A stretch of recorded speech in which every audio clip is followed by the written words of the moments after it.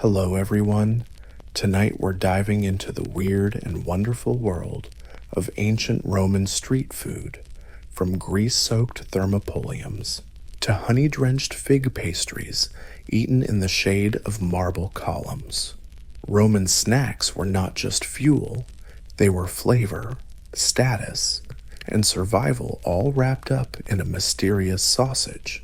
So before you get comfy, take a moment to like the video and subscribe, only if you actually like what I'm doing here. And drop a comment telling me where you're watching from and what time it is now. It's always fun to see who's joining us from all over the globe. Now, dim the lights, maybe turn on a fan for some soothing noise, and let's embark on tonight's journey together. Picture yourself shuffling down a sunny street in Rome, wearing worn-out sandals. Your tunic clings in all the wrong places, and you're nursing a headache that only showed up after 5 cups of watered-down booze and some questionable decisions at the bathhouse. You're not in the mood for a fancy meal. No roasting pigs or debating olives with your neighbors. No, you want something instant, tempting, and maybe a bit regrettable. Something that doesn't ask too many questions and won't mind if you eat it with one hand while shooing away pigeons with the other. Enter the Thermopolium, Rome's chaotic street food joint. Think Taco Bell, ancient edition, but with more marble counters and fewer food safety rules. The setup looks simple but tricks your eyes. The stone counter has round holes carved into it, each holding a dolia, big clay pots filled with hot, edible stuff that somehow survived the morning. No menu, no labels, no real order, just a bubbling stew of possibilities, literally and figuratively. What's on offer? Crispy fried cheese that squeaks when you bite. Suspicious sausage links that might be pork or might just be wishful thinking. A mystery stew that could be lentils or just pretending to be. And floating through it all like a ghost, you can taste garum, the Roman fermented fish sauce, both a seasoning and a social experiment. Hygiene. Let's not even go there. The cook still wears the same tunic he sleeps in, and the spoon he uses has survived at least 2 civil wars.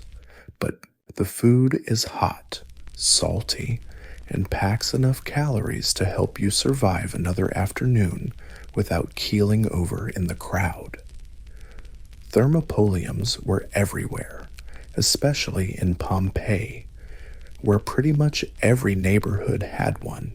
Laborers, students, wandering poets, and confused tourists from Gaul all gathered at these stalls, trading sesterces for quick, filling, and legally questionable meals.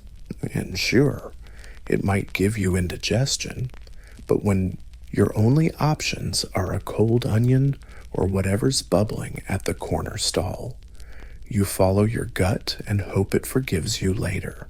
You leave the Thermopolium with your dignity slightly bruised and a lentil stain forming on your toga. You're walking through the forum, and that ominous rumble in your stomach strikes again. You need a snack, not a meal, just something to chew on while pretending to listen to some public speaker whining about wheat subsidies. Enter roasted chickpeas, or, as the Romans called them, Cicer arietinum, which sounds fancy but basically means rocks pretending to be food. Vendors sold them in clay bowls or small cloth bags, shouting over each other in a glorious sales symphony. Hot chickpeas, crunchy chickpeas, chickpeas that might smash your bread or might not. They were charcoal roasted to just the right crispiness and stickiness. They were salted up because salt was the Roman answer to everything preservation, seasoning, and covering up regretful flavors. Still, chickpeas were a hit. Soldiers munched them on the march. Senators snacked between bribes. Kids chewed as if practicing to be adults.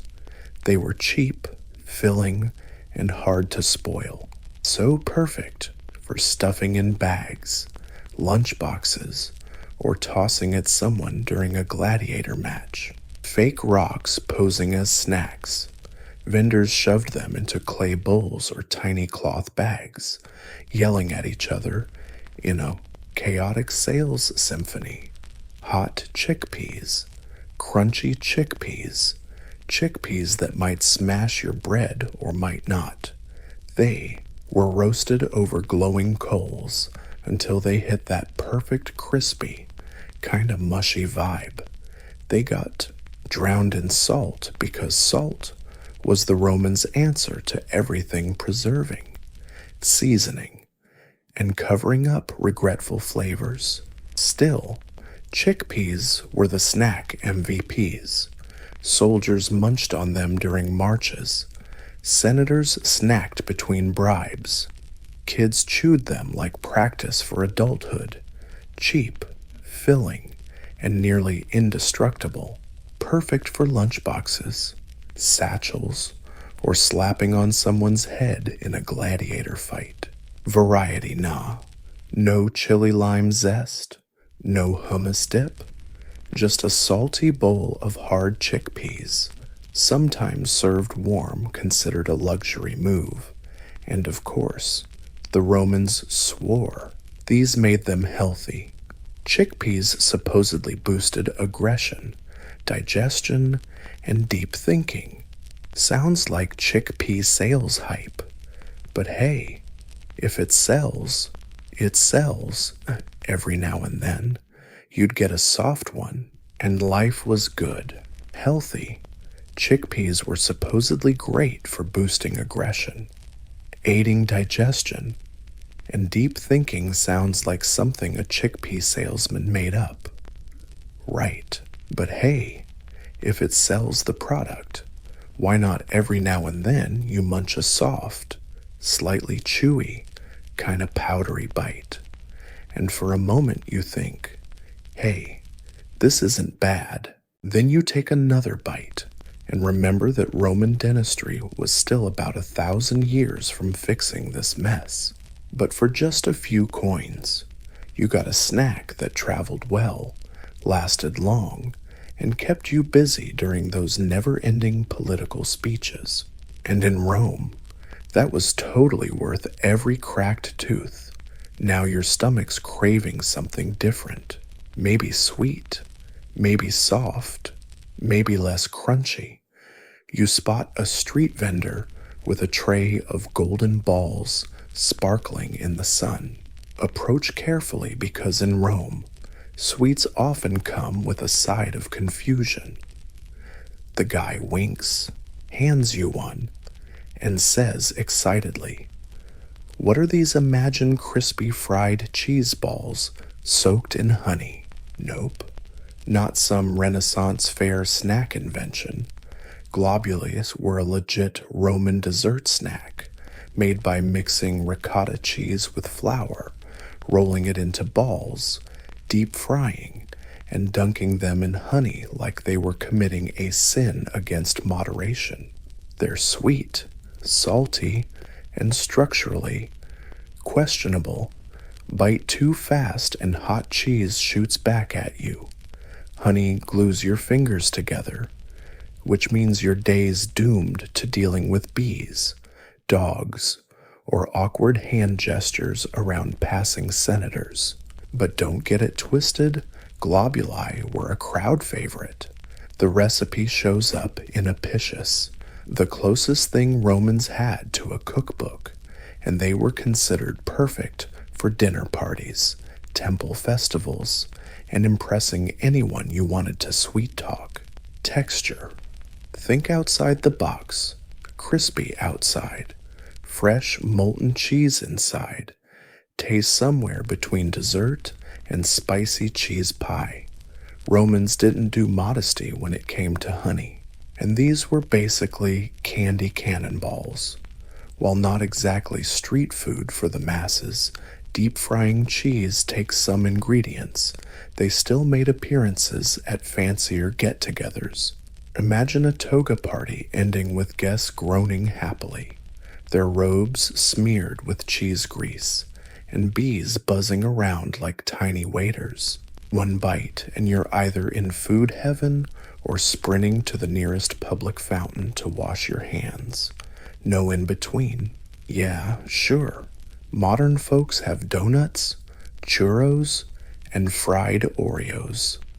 But the Romans had globuli, and somehow they beat us to the deep-fried sweet game. Deep frying in milk and coating in sugar. Not a new idea, just a revival.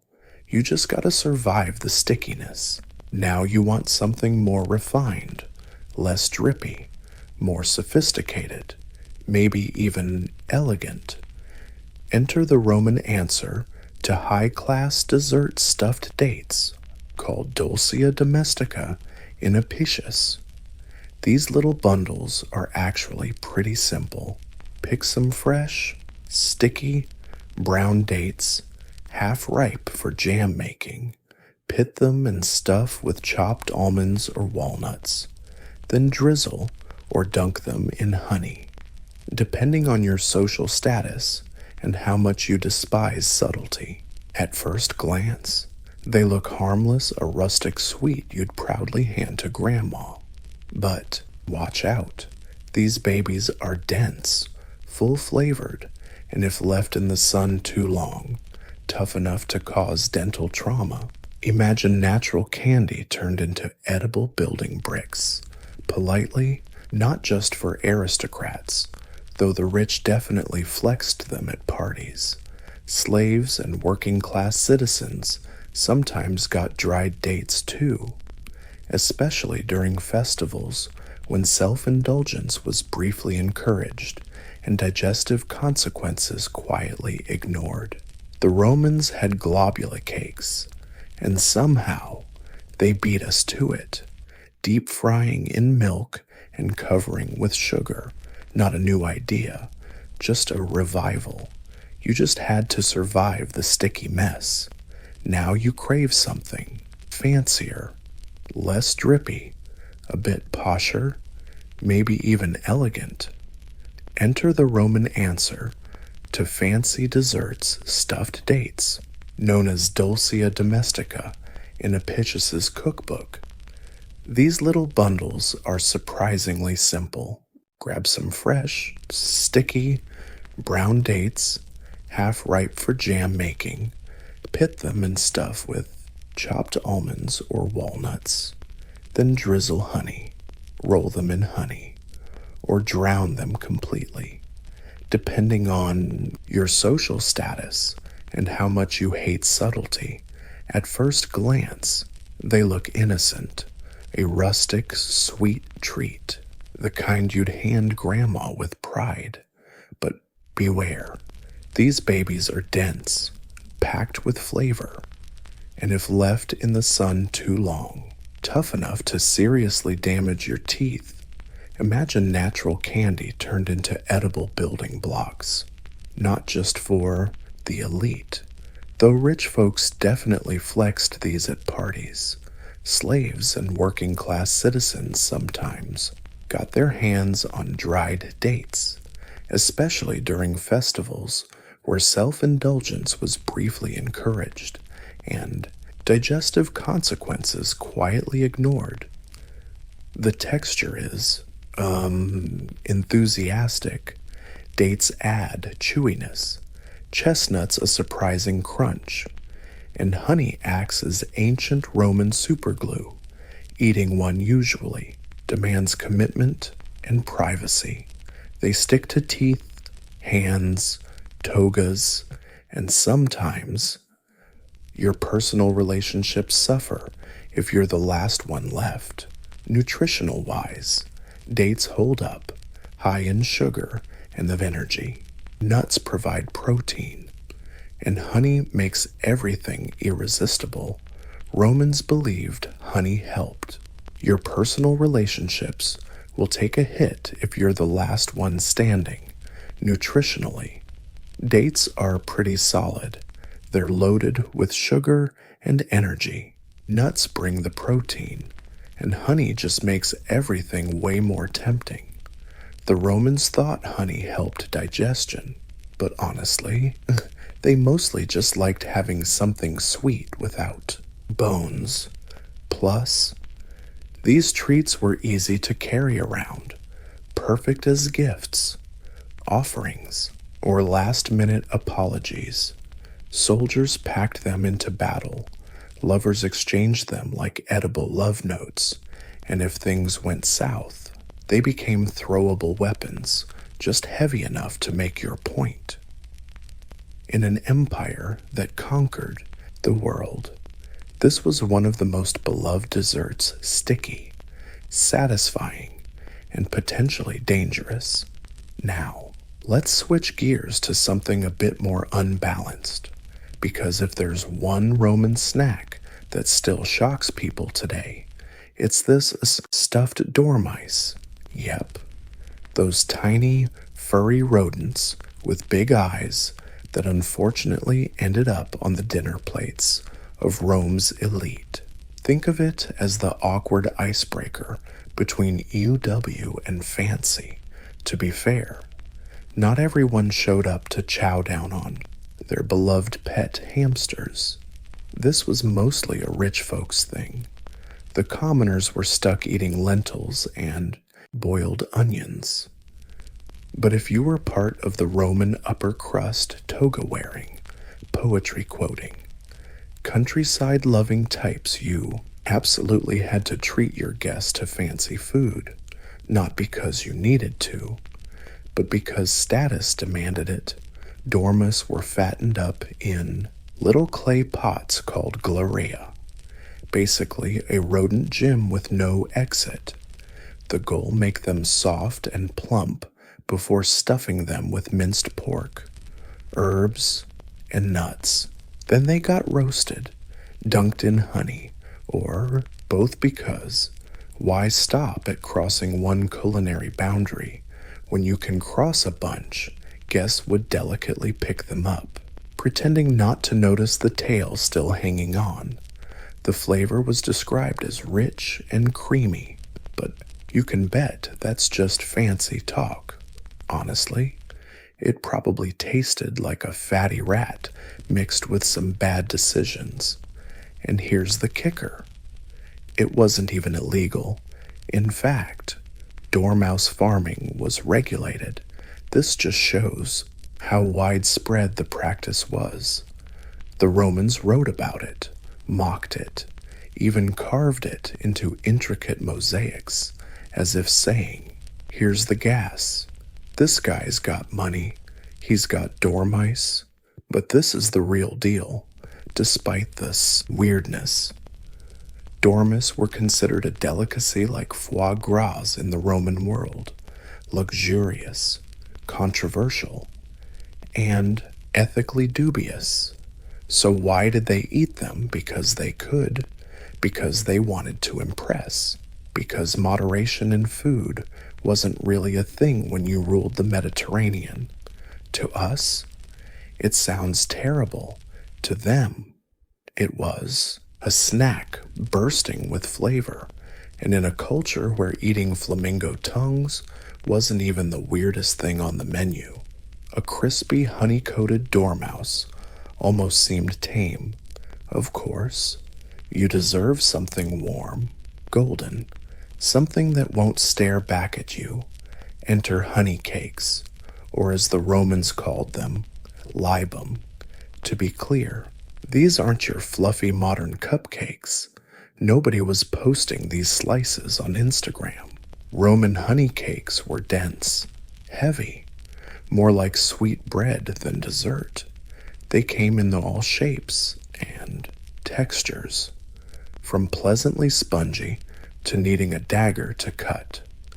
The classic Libum recipe mixed cheese, flour, and eggs into a thick dough, shaped it into a neat little loaf, and baked it on leaves.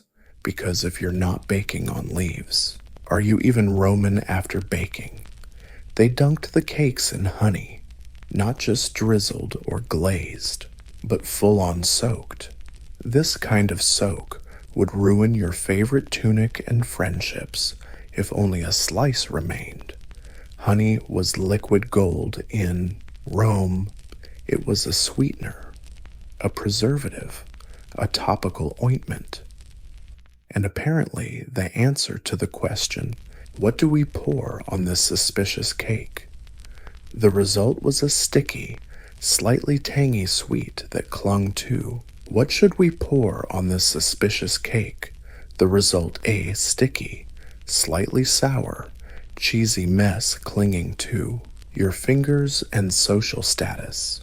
Served at religious festivals, family gatherings, and offered to patron gods, meaning sometimes your breakfast pastry doubled as a spiritual sacrifice. No pressure, and like every Roman dish, social layers were baked right in. Poorer families might use barley or rye, skip the cheese, and dilute honey to make a technically edible cake. Of course, the rich throw in nuts, spices, and enough honey to drown a centurion. But here's the kicker. These cakes were beloved, like childhood's favorite level beloved, fought over at parties and hoarded like bees in honeycomb, not fancy, not pretty, but sweet, sticky, and capable of sparking property disputes. Imagine waking up in ancient Rome. The streets are noisy. Your neighbors are yelling about last night's booze binge, and your head feels like a hammer thanks to what was supposed to be one glass of watered-down wine that somehow turned into 4. You're sluggish, drained, and running late.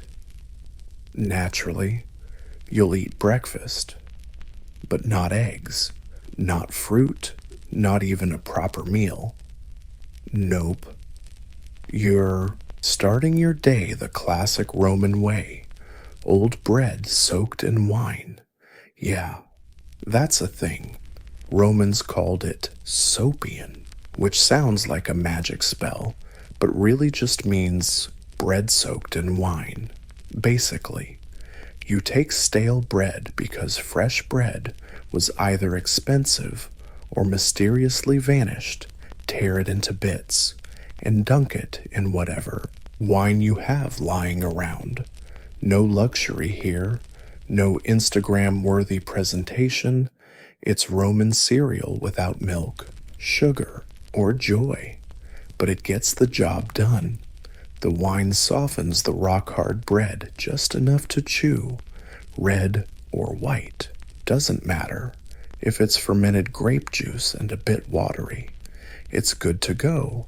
Sometimes they added herbs or honey, but that was for special occasions, or if you wanted to impress someone who'd seen you eat dormitory rats. It was a necessary, efficient breakfast. Farmers ate it before a day in the fields. Laborers ate it before dragging bricks under the sun. Philosophers ate it while pretending not to cry in public. If coffee is the dawn of modern civilization, this was Rome's warm wine version. Of course, the upper crust mocked it while secretly enjoying their own version with aged wine, honeyed bread, and the smug face of someone pretending to suffer for art. But for everyday Romans, this was the real start of the day. And here's the surprise. Sometimes it wasn't even breakfast. People just kept dunking bread in wine during meals, speeches, even eavesdropping at the forum. It was a snack, a drink, and a lifestyle choice. Was it nutritious? Barely. Was it fancy? Not really, but it was soft, cheap, and soaked in wine, which in ancient Rome was basically winning at life. Oh, sausages. Humanity's age-old answer to the eternal question, what do we do with leftover meat? And nowhere was this meaty battle embraced more than ancient Rome, where sausage making was less about recipes and more about pushing the boundaries of what counted as edible. The Roman version, Lucanica, named after the Lucania region by the time it hit Rome's streets. Nobody really cared about geography. What mattered was that it was salty, greasy, suspiciously spicy, and chewy. Ingredients, that's where it gets fun. Lucanica was usually a delightful mystery, made from bits of pork, liver, lungs, heart, and probably some things best left unmentioned, seasoned with pepper, Egyptian cumin, fennel seeds, and a touch of flair. The sausage was stuffed into intestines and then baked, fried, or smoked to mask the existential horror within, and Romans loved them. Street vendors grilled them openly on small charcoal braziers, filling the already chaotic city air with the mouth-watering smell of meat. People lined up, togas skewered with sticks, coins in hand, waiting for their hot, greasy treat. Athletes ate them for energy. Philosophers ate them and then questioned their own morals. Kids begged for them and instantly regretted it.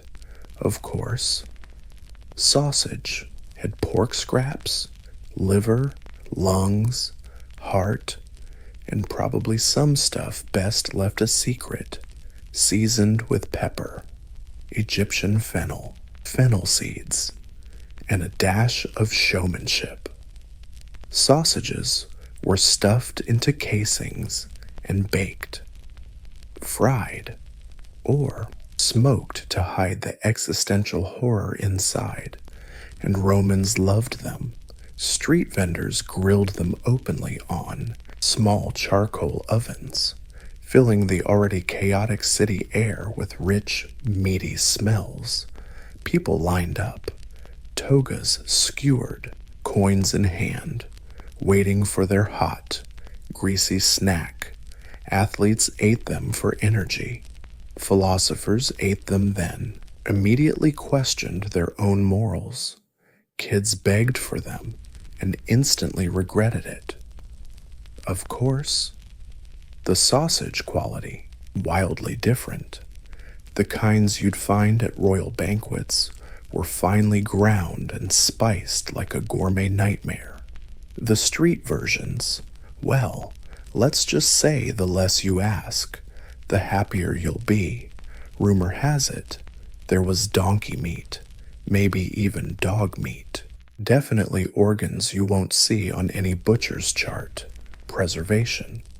Surprisingly decent. This was before refrigerators, and smoking meat was more art than science. So some sausages aged like fine wine. For real, smoking was an art form, not a science yet. So some sausages were aged like top-shelf wine. Some sausages were aged long and hard like vintage wine, but smellier. Others fermented so long you'd have to report them to the authorities. Still, they were everywhere, sold at thermopolia, eaten at gladiator arenas, carried into battle. A Roman soldier marching through Gaul could count on two things: aching feet and a dried sausage in his pocket, packed with calories, full of flavor, and tough enough to double as a self-defense weapon if things got ugly.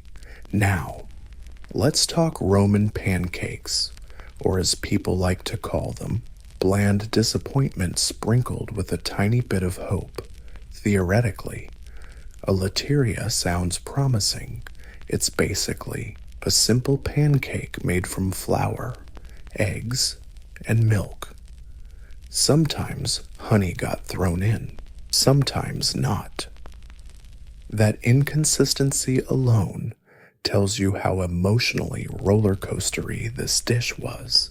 You mix the batter, pour it on a pan that may or may not be hot, and hope for magic. Except Roman magic didn't involve fluffy layers or maple syrup.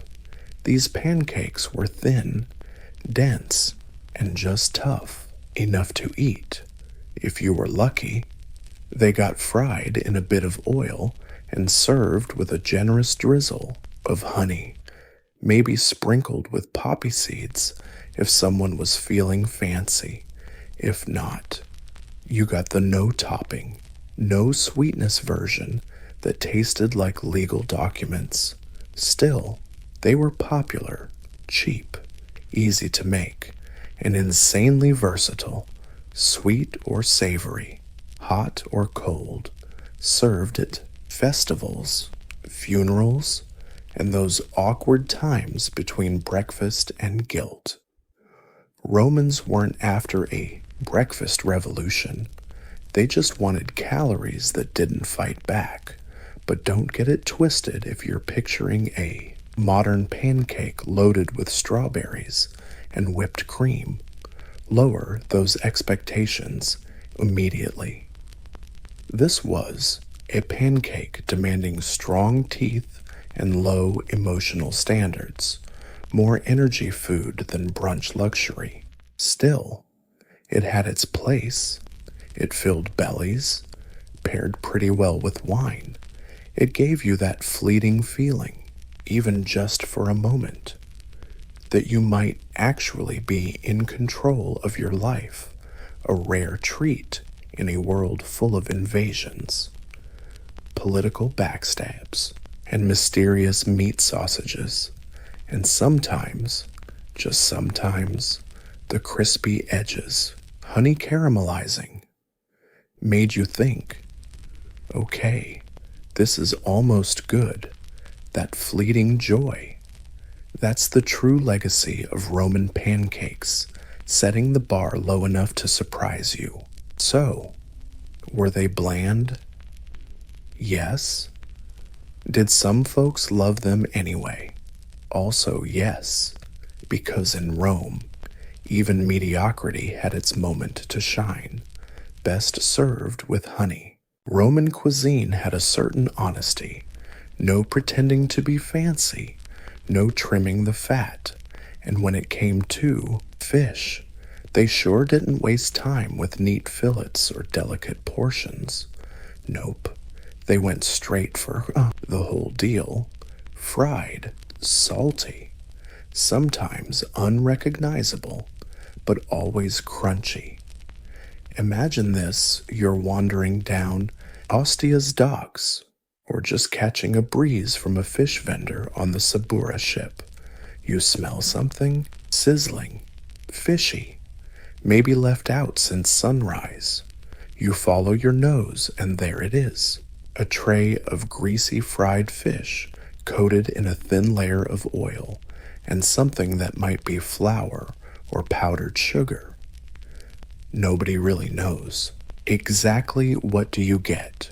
Oh, fish heads, tails, fins, and anything small enough to chuck whole into the pan. Anchovies were the go-to, sardines too, occasionally. Romans gambled on mysterious seafood and fried whatever got caught in the nets that day. Cooking was straightforward. Heat, some oil, toss the fish in, and pray they crisp up before burning. Sprinkle salt, maybe some vinegar if you want to flash some noble class. Serve it up, wrapped in fig leaves or straight into the customer's hand. If you don't care about hygiene, honestly, They mostly just did that. These crunchy little sea creatures were everywhere. Thermopolia served them. Market stalls shouted them out. Kids bought them as snacks. And everyone knew if you're not too picky about hygiene, and let's be honest, they usually weren't, these crispy little sea critters were everywhere. Thermopolia served them up. Market stalls shouted their availability. Kids snacked on them, and everyone knew if you fried them long enough, no one cared which part of the fish they came from. Nutritionally, they were solid. Omega-3s, protein, calcium from bones you could actually chew, and that lingering Mediterranean flavor that sticks with you for days. But the real magic, everyone loved them. Romans weren't chasing fancy flavors. They wanted salty, fatty, crunchy, and these fish bites were served up loud and proud, rich enough to make your stomach say, "Yeah, I'm full now." And your dignity, it quietly whispers, "Let's not talk about this anymore." By now, you've eaten soaked bread, mystery stuffed sausages, and a pancake that was basically considered legit construction material. Maybe you're craving something wholesome, fruity, something that says, "Today, I made a good life choice." Welcome to Roman fig cakes, or as some modern historians like to call it, the ancient art of making leftovers look intentional. Figs were everywhere in Rome, abundant, cheap, and so perishable that Romans had about 3 hours from ripe to fermented. So what did they do with the extras? They crushed them into fig cakes, little mashed fig lumps, sometimes mixed with nuts or flour, sometimes shaped into rounds, and almost always treated like dessert. The texture ambitious, chewy, sticky, and a bit scary if stored wrong. The taste depended on how long the figs sun-dried. Best case, deep, natural sweetness. Worst case, a surprise sour tang that might make you raise an eyebrow. Sometimes they added honey, which helped. Sometimes they didn't, and that was fine too.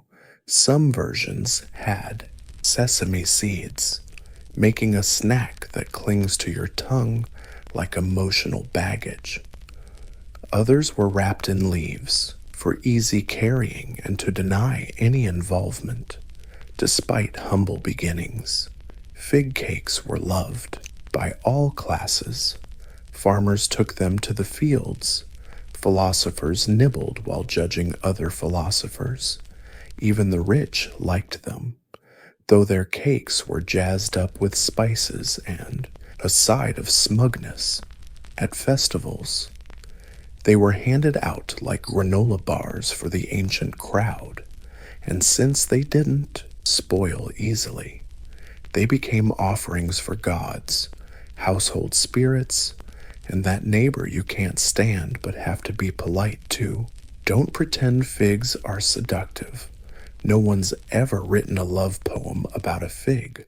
Sweet, sure, but dense, nutritious, and endlessly versatile, culinary equivalent of good enough. And let's face it, in a world where most desserts either glue themselves to your hands or try to escape your plate, the humble fig cake brings a rare kind of stability. Not flashy, not impressive, but it won't fight back, and sometimes that's enough. By this point in your Roman food journey, you've eaten enough fermented, fried, and honey-soaked stuff to question your life choices. But don't worry, we haven't even gotten to one of Rome's favorite obsessions, cheese. Specifically, cheese snacks. the kind that can be either wildly delicious or instant regret. Cheese in ancient Rome wasn't just food, it was a philosophy. They had soft cheese, hard cheese, aged cheese, and cheese that by modern standards might be considered a biological weapon. Romans loved to snack on cheese between meals, or more accurately, between questionable decisions. Let's start with fried cheesecakes, a popular grub at Thermopolia and taverns. These cakes were made by mashing soft cheese, maybe something ricotta-like, mixed with flour or semolina, shaped into little discs, and fried in oil until golden.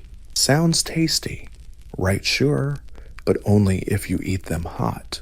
Let them cool for 5 minutes, and suddenly you're biting into something with the texture of an old sneaker. Some were sweetened with honey, others packed with herbs and bold flavors. Occasionally, someone tossed in nuts or dried fruit, which theoretically sounds creative, but often just tastes like someone accidentally dumped trail mix on cheesy toast. Sadly, cheese in ancient Rome wasn't just food, it was a whole philosophy. They had soft cheese, hard cheese, aged cheese, and the kind of cheese that would qualify as a biohazard by today's standards. Romans snacked on cheese between meals, or more accurately, between questionable life choices. Let's start with fried cheesecakes, a Thermopolia and tavern favorite. These were made by mashing soft cheese, probably ricotta-like curds, mixed with wheat or semolina flour, shaped into little discs, and fried until golden. Sounds tasty, right? Sure, but only when hot. Let it cool for 5 minutes, and you're suddenly chomping on something with the texture of an old shoe. Some got sweetened with honey, some were herby and pretty intense. Occasionally, someone tossed in nuts or dried fruit. Sounds fancy, but usually just tasted like someone accidentally dumped trail mix on burnt cheese toast. Now, if you're especially unlucky, you'd encounter aged Roman cheese, not your delicate French brie or polite cheddar. No, this stuff was hard, pungent, and described as aromatic, which back then meant don't breathe too deep. Some versions aged until saltier than your average cheese. Others were stored in baskets, sun-dried, and probably used to keep unwanted guests at bay. Cheese snacks were everywhere, especially unlucky. You might run into ancient Roman cheese, not your fancy French brie or polite cheddar. Nope.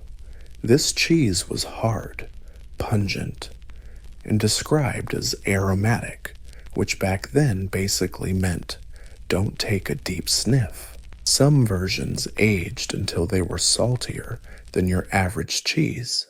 Others were stored in baskets, sun-dried, and could even be used to shoo away unwanted guests.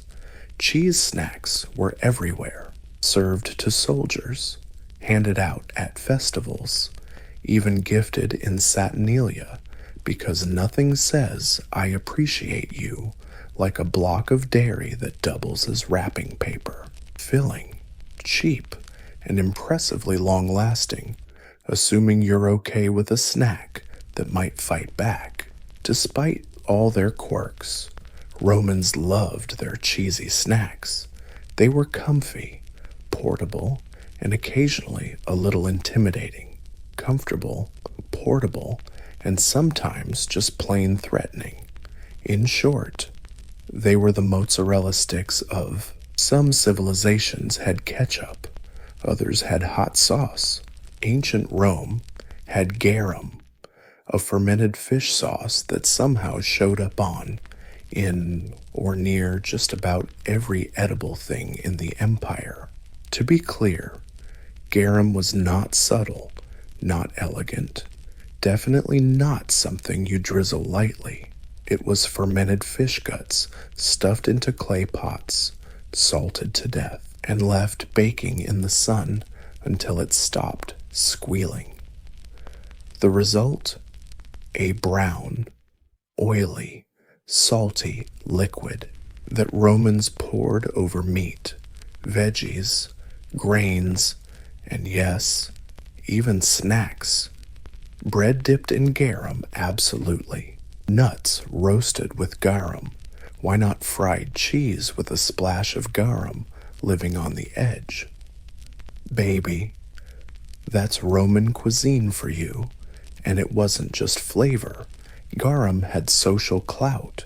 There were lots of varieties, some for the poor, and some so fancy they aged longer than your average gladiator. Liquamen, Alec, and other variants were sold across the empire with labels bragging about origin, purity, and probably some imaginary health benefits.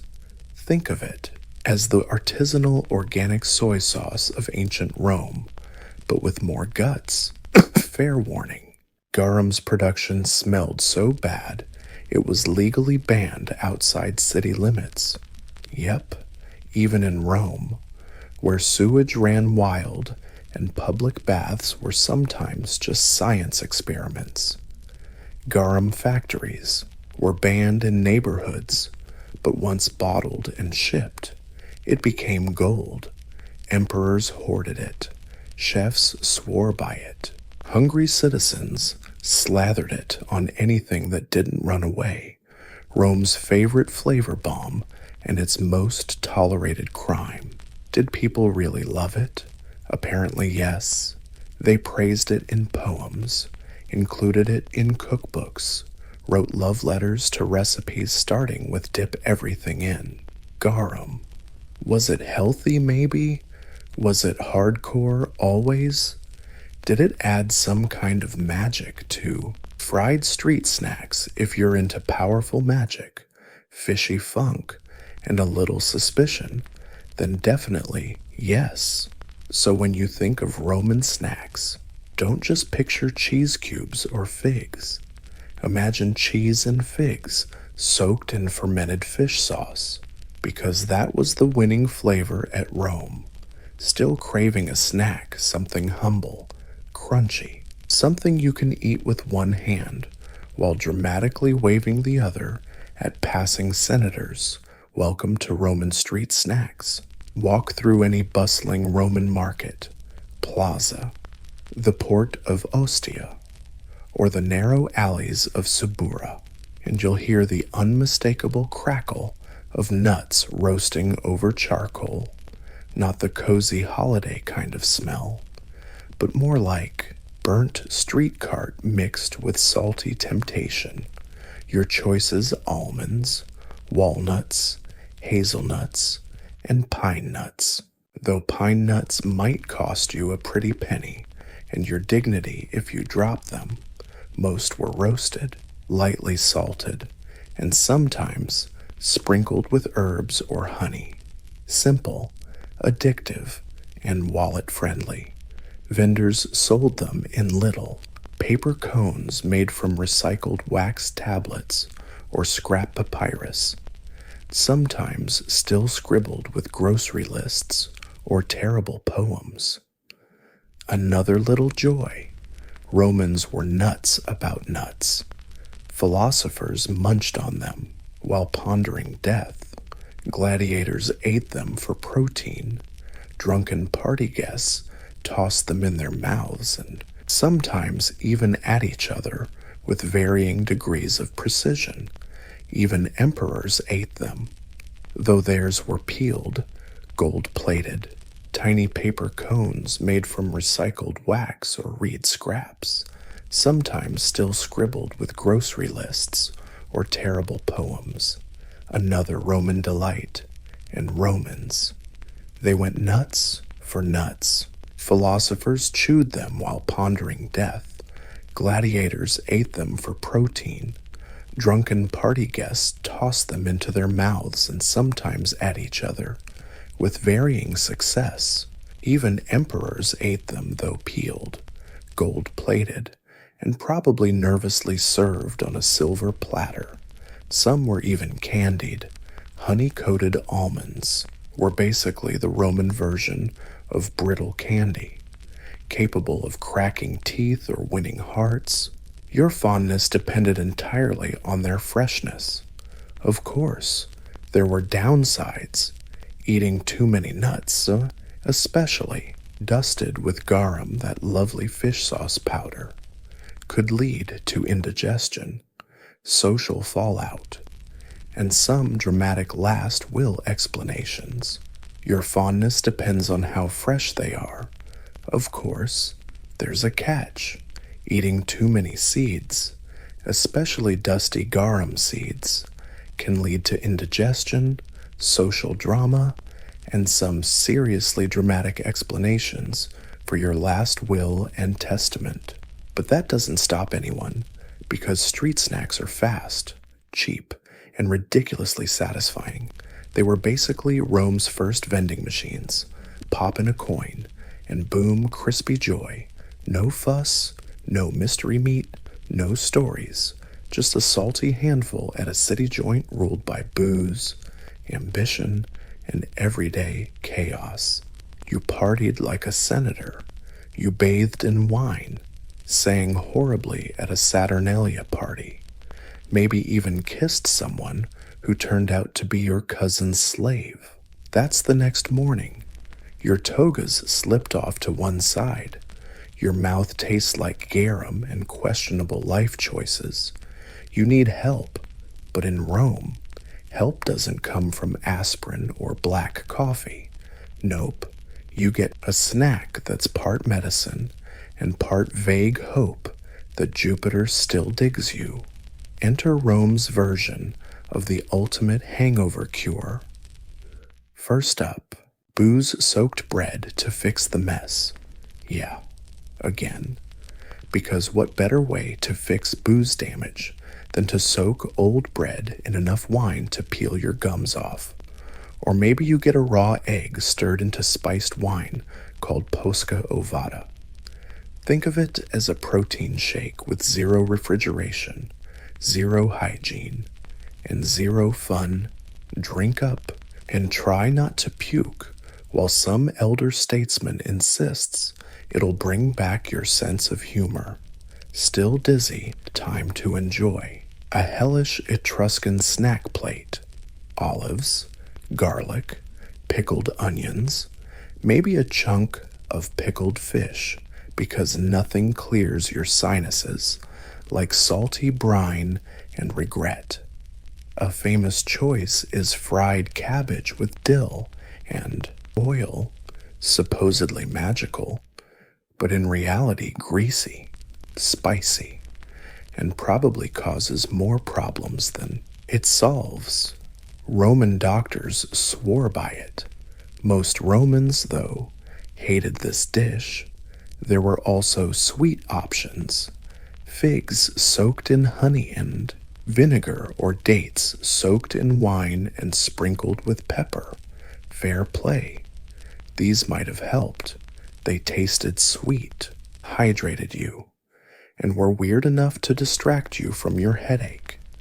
And if nothing else worked, you could always go full gladiator. A handful of barley, a raw onion, and a punch in the chest to wake you up. No science, just confidence and shame. Of course, Romans didn't call it a hangover. They called it a head disturbance, which honestly sounds about right. And whether their cures worked or not, they believed in them. With that kind of enthusiasm, they even thought fried dormice were fancy. So there you are, slouching over a thermopolium counter, sipping sharp vinegar and chewing cabbage while praying for Bacchus's mercy, Welcome to the Roman recovery style. Before he became Rome's nightmare, and before elephants trumpeted over the Alps, Hannibal Barca was just a wide-eyed kid, sharp-witted, forged in the fire of revenge. The year was around 237 BC. Carthage, a once mighty North African power, had just lost the First Punic War to Rome, and the man nursing deeper wounds than anyone else, Hamilcar Barca, the boy's dad. He wasn't just a general, he was the stubborn symbol of Carthage's fierce power, fierce, brilliant, and bitter from Rome's humiliating victory. And he hadn't stopped fighting yet. So, when Hamilcar prepared to leave Iberia, what we now call Spain, to rebuild Carthage's strength and forge a new empire, he took his 9-year-old son along. But this wasn't a bonding trip. It was full-on brainwashing, according to legend. Before they left, Hamilcar took Hannibal to the temple of Baal and made the little guy place his tiny hand on a blood-soaked sacrificial altar. Before he became Rome's nightmare, before elephants trumpeted over the Alps, Hannibal Barca was just a wide-eyed kid with a sharp mind, forged in the flames of revenge. The year around 237 BC, Carthage, once a mighty North African power, had just lost the First Punic War to Rome, and the man carrying the deepest pain, Hamilcar Barca, the boy's father, not just any general, he was a symbol of Carthage's stubborn strength, fierce, brilliant, and bitter over Rome's victory, and he wasn't done fighting. So when Hamilcar prepared to leave Iberia, what we now call Spain, to rebuild Carthage's power and found a new empire, he took the boy with him. My 9-year-old son came along, but this wasn't a bonding trip. Nope. This was full-on brainwashing. Legend has it, before they set off, Hamilcar took young Hannibal to the temple of Baal and made him place his tiny hand on a blood-soaked sacrificial altar. There, he made his son swear a sacred oath never to be friends with Rome. No mercy, no ignoring it. Just lifelong hate. Think about that. Most kids get math class and recess. Hannibal got a lifelong vendetta lesson. His school was basically a boot camp. His dad was the drill sergeant, and the mission was revenge. As they marched into Iberia, Hannibal watched and learned. He saw his dad win brutal battles, forge shaky alliances, and conquer territory mile by mile. Every Roman envoy who came sniffing around, Hannibal studied them like a hawk.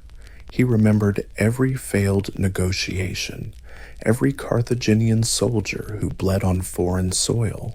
When Hasdrubal died and command passed to Hannibal's brother-in-law, also named Hasdrubal, the boy got tougher.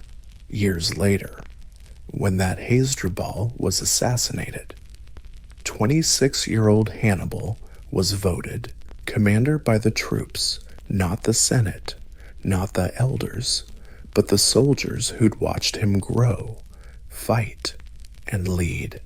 And in that moment, a kid's oath became a man's mission. Rome might have won the first round, but Hannibal Barca was about to rewrite everything they thought they knew about war and fear.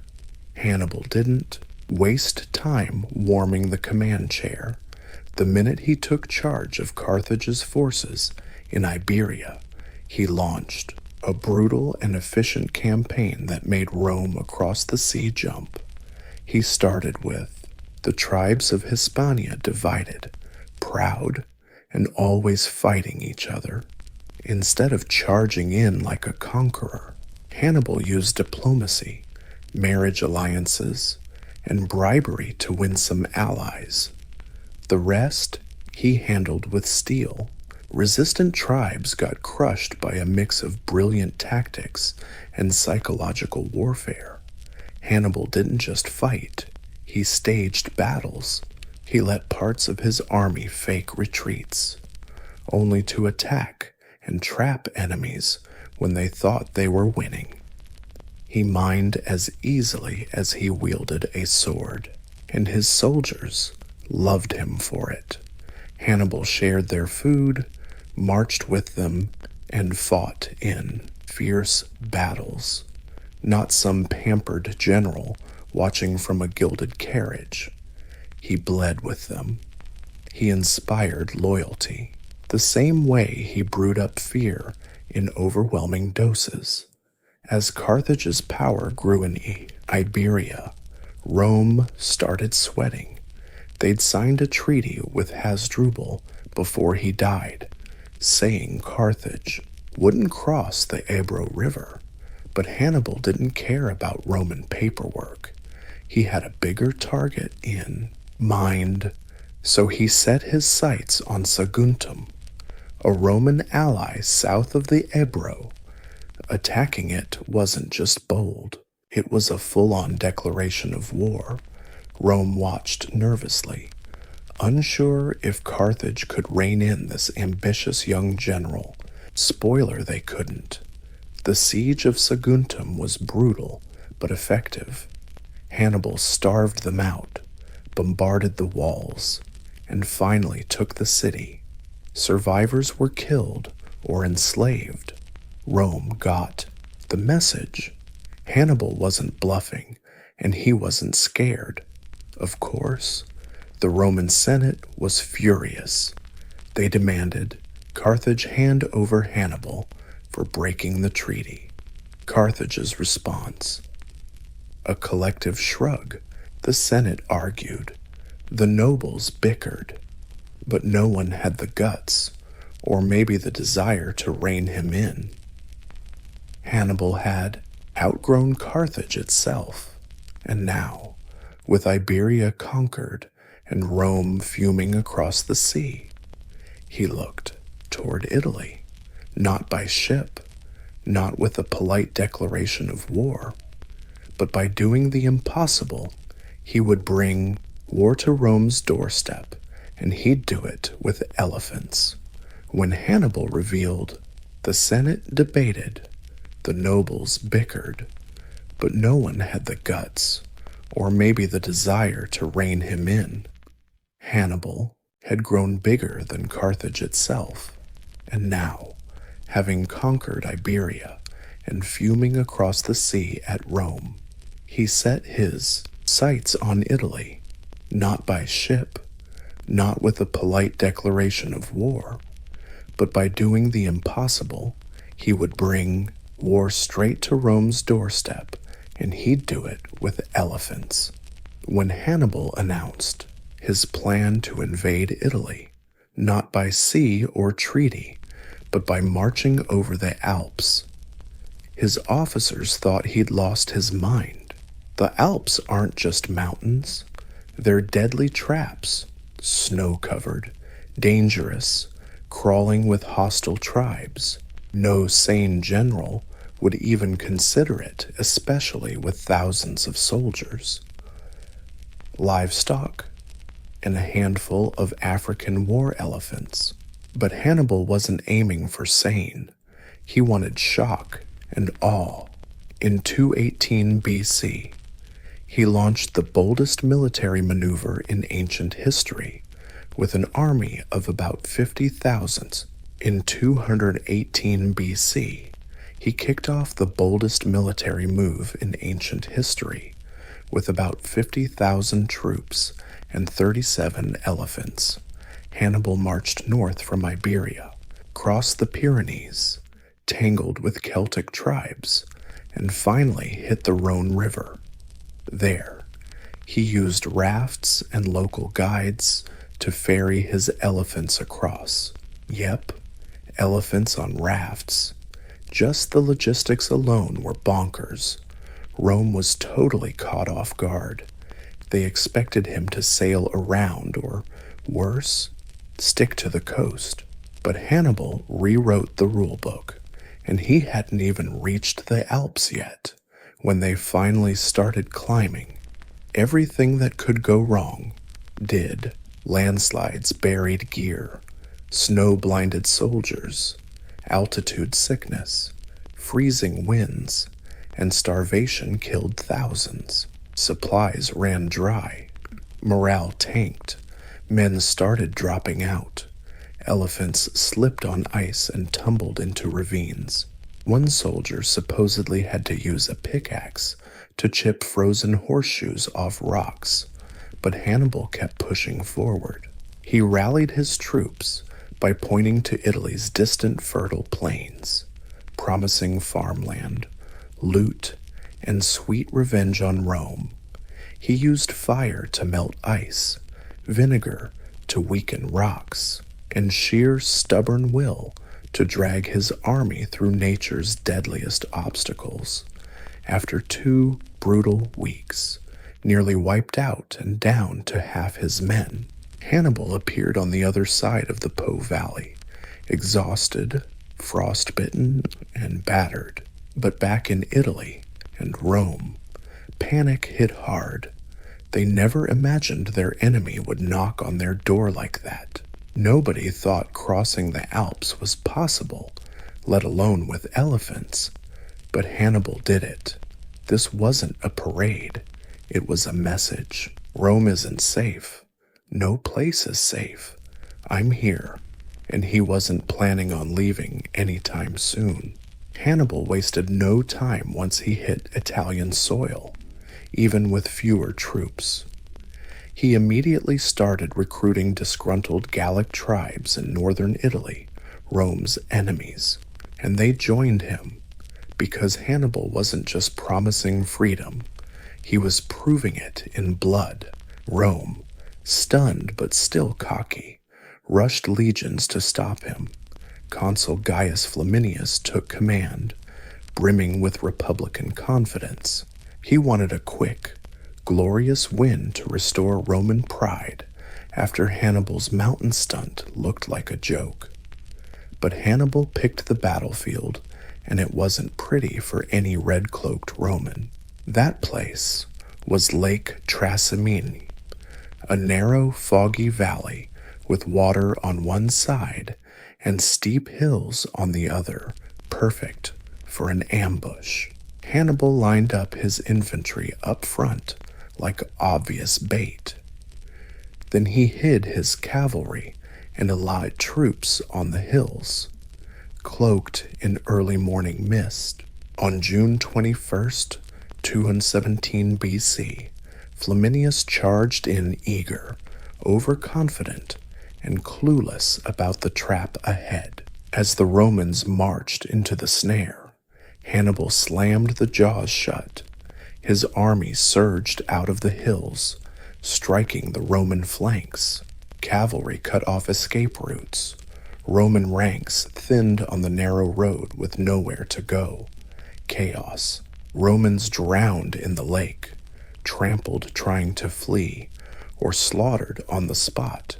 Flaminius himself died trying to rally his collapsing troops. In just a few hours, 15,000 Romans were dead, thousands captured. Hannibal lost 0 officers. The ambush at Lake Trasimene became the largest and most successful ambush in military history. Rome panicked. Streets filled with screams and prayers. Mothers wept. In desperation, the Senate appointed a dictator, Quintus Fabius Maximus, to fix the crisis. But Hannibal wasn't done yet. He had invaded their lands, smashed their legions, and now roamed Italy like a ghost, untouchable, wreaking havoc wherever he went. Still, even after this disaster, Rome refused to, right there on the spot. Flaminius himself was killed, trying to rally his collapsing troops. Within hours, 15,000 Romans were dead, thousands more captured, and Hannibal, not a single officer lost. The ambush at Lake Trasimene became the largest and most successful ambush in military history. Rome panicked, the streets filled with screams and prayers. Mothers wept in despair. The Senate appointed a dictator, Quintus Fabius Maximus, to handle the crisis. But Hannibal wasn't done. He had invaded their land, crushed their legions, and now roamed Italy like a ghost, untouchable, wrecking everything in his path. Yet even after this disaster, Rome refused to negotiate. Hannibal was fine with that. He didn't want peace. He wanted to humiliate them where they thought themselves invincible on the battlefield, right at the heart of their empire. And his deadliest masterpiece was yet to come. If Lake Trasimene was Hannibal's ambush masterpiece, Cannae was his symphony of destruction. By 216 BC, Rome had dropped the cautious act. No more waiting, no more defensive strategy. They'd gathered the largest army ever, about 80,000 strong, led by Lucius Aemilius Paulus and Gaius Terenius Varro, twice the size of Hannibal's forces.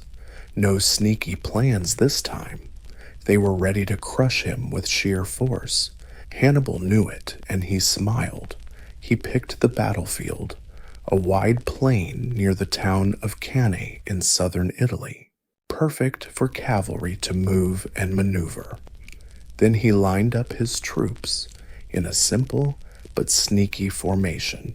His weakest infantry, mostly Gauls and Spaniards, formed a shallow crescent in the center. His tougher African infantry waited on the flanks.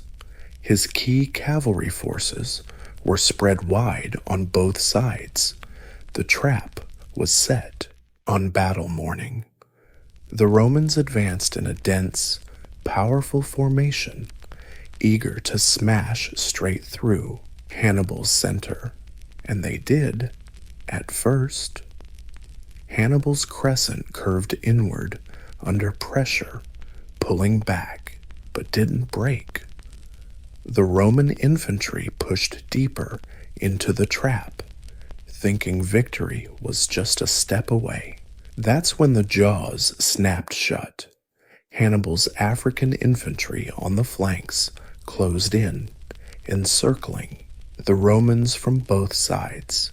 His cavalry, after smashing the Roman horsemen, swung around and attacked from behind. The Romans were completely surrounded. No escape, no breathing room, just chaos and blood. In the scorching August heat, men died suffocating in the crush. Swords couldn't swing. Panic took over. Hannibal's troops systematically slaughtered them in one of the most brutally one-sided massacres in military history. Estimates say 50,000 to 70,000 Romans died in a single day, more than the entire populations of many ancient cities. This was Rome's worst defeat ever, and still one of the deadliest battles of all time. As for Hannibal, he didn't march on Rome, not because he couldn't, but because he knew Rome wouldn't fall easily. He needed reinforcements from Carthage, siege gear, and time. But Carthage hesitated, even after delivering Rome its darkest day. Hannibal stood alone, and Rome, wounded, furious, and now terrified, wasn't about to let him off the hook. after canny. Just the name Hannibal silenced Roman crowds. Mothers used it to scare their kids. Hannibal was a bogeyman. Hannibal was at the city gates, but oddly, he never entered for 16 years. Hannibal roamed the Italian countryside like a ghost, unbeaten, unpredictable, and totally unsupported. He won the loyalty of many southern Italian cities and wreaked havoc on Rome's allies. But Carthage, with all its riches, refused to send him the help he needed to finish the job. The Senate feared his growing power. Enemies back home whispered about his ambitions. They preferred letting him bleed Rome slowly rather than arming him with a knockout blow. So Hannibal adapted. He became a survival master, fighting guerrilla style, harassing supply lines, sabotaging crops, always just out of reach. The Romans under Fabius Maximus, nicknamed the Delayer, refused direct battle. They shadowed him, avoiding open conflict, costing him many chances. But Hannibal still won.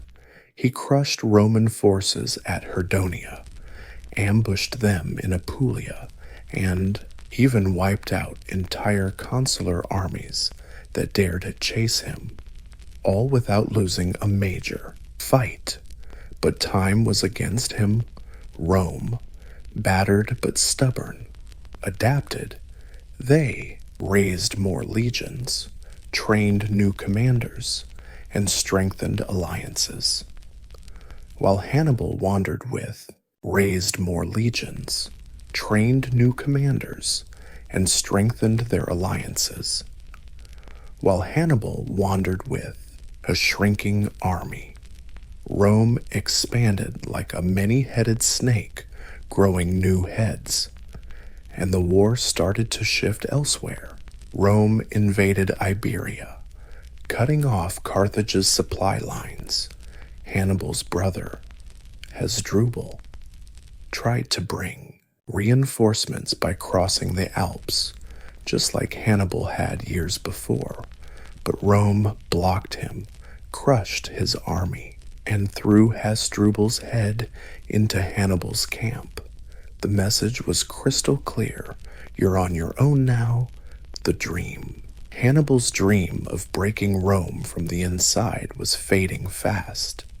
He'd turned Italy into a graveyard for legions, but without reinforcements, without siege tools, without political support. He couldn't land the final blow, yet he refused to leave. As a kid, he promised his dad he'd never buddy up with Rome, and he kept that promise every year he stayed, their homeland. But soon enough, Rome came knocking not in Italy, but on Carthage's doorstep.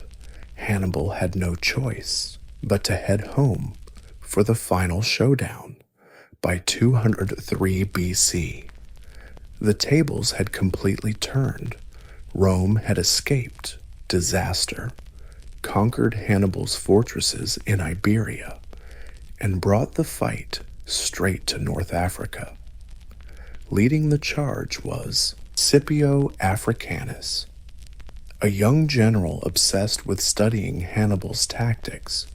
Rome wasn't about to wait anymore. They wanted Carthage wiped off the map to save themselves. Carthage's Senate did something unthinkable. They called Hannibal back home. After 16 legendary years campaigning in Italy, Hannibal abandoned the land he bled for. He returned to Carthage to defend the city that had abandoned him and face an enemy trained in the art of war just like him. The final battle went down at Zama in 202 BC. This time, both armies were almost evenly matched. Hannibal commanded a force of veterans, conscripts, and 80 war elephants. Meanwhile, Scipio disciplined the Roman legions and Numidian cavalry, mostly led by Massinissa, an ex-Carthaginian ally turned traitor. Hannibal kicked off battle with a massive elephant charge. The goal, break the Roman lines. But Scipio was ready. He ordered his troops to part, creating lanes for the elephants to pass through safely.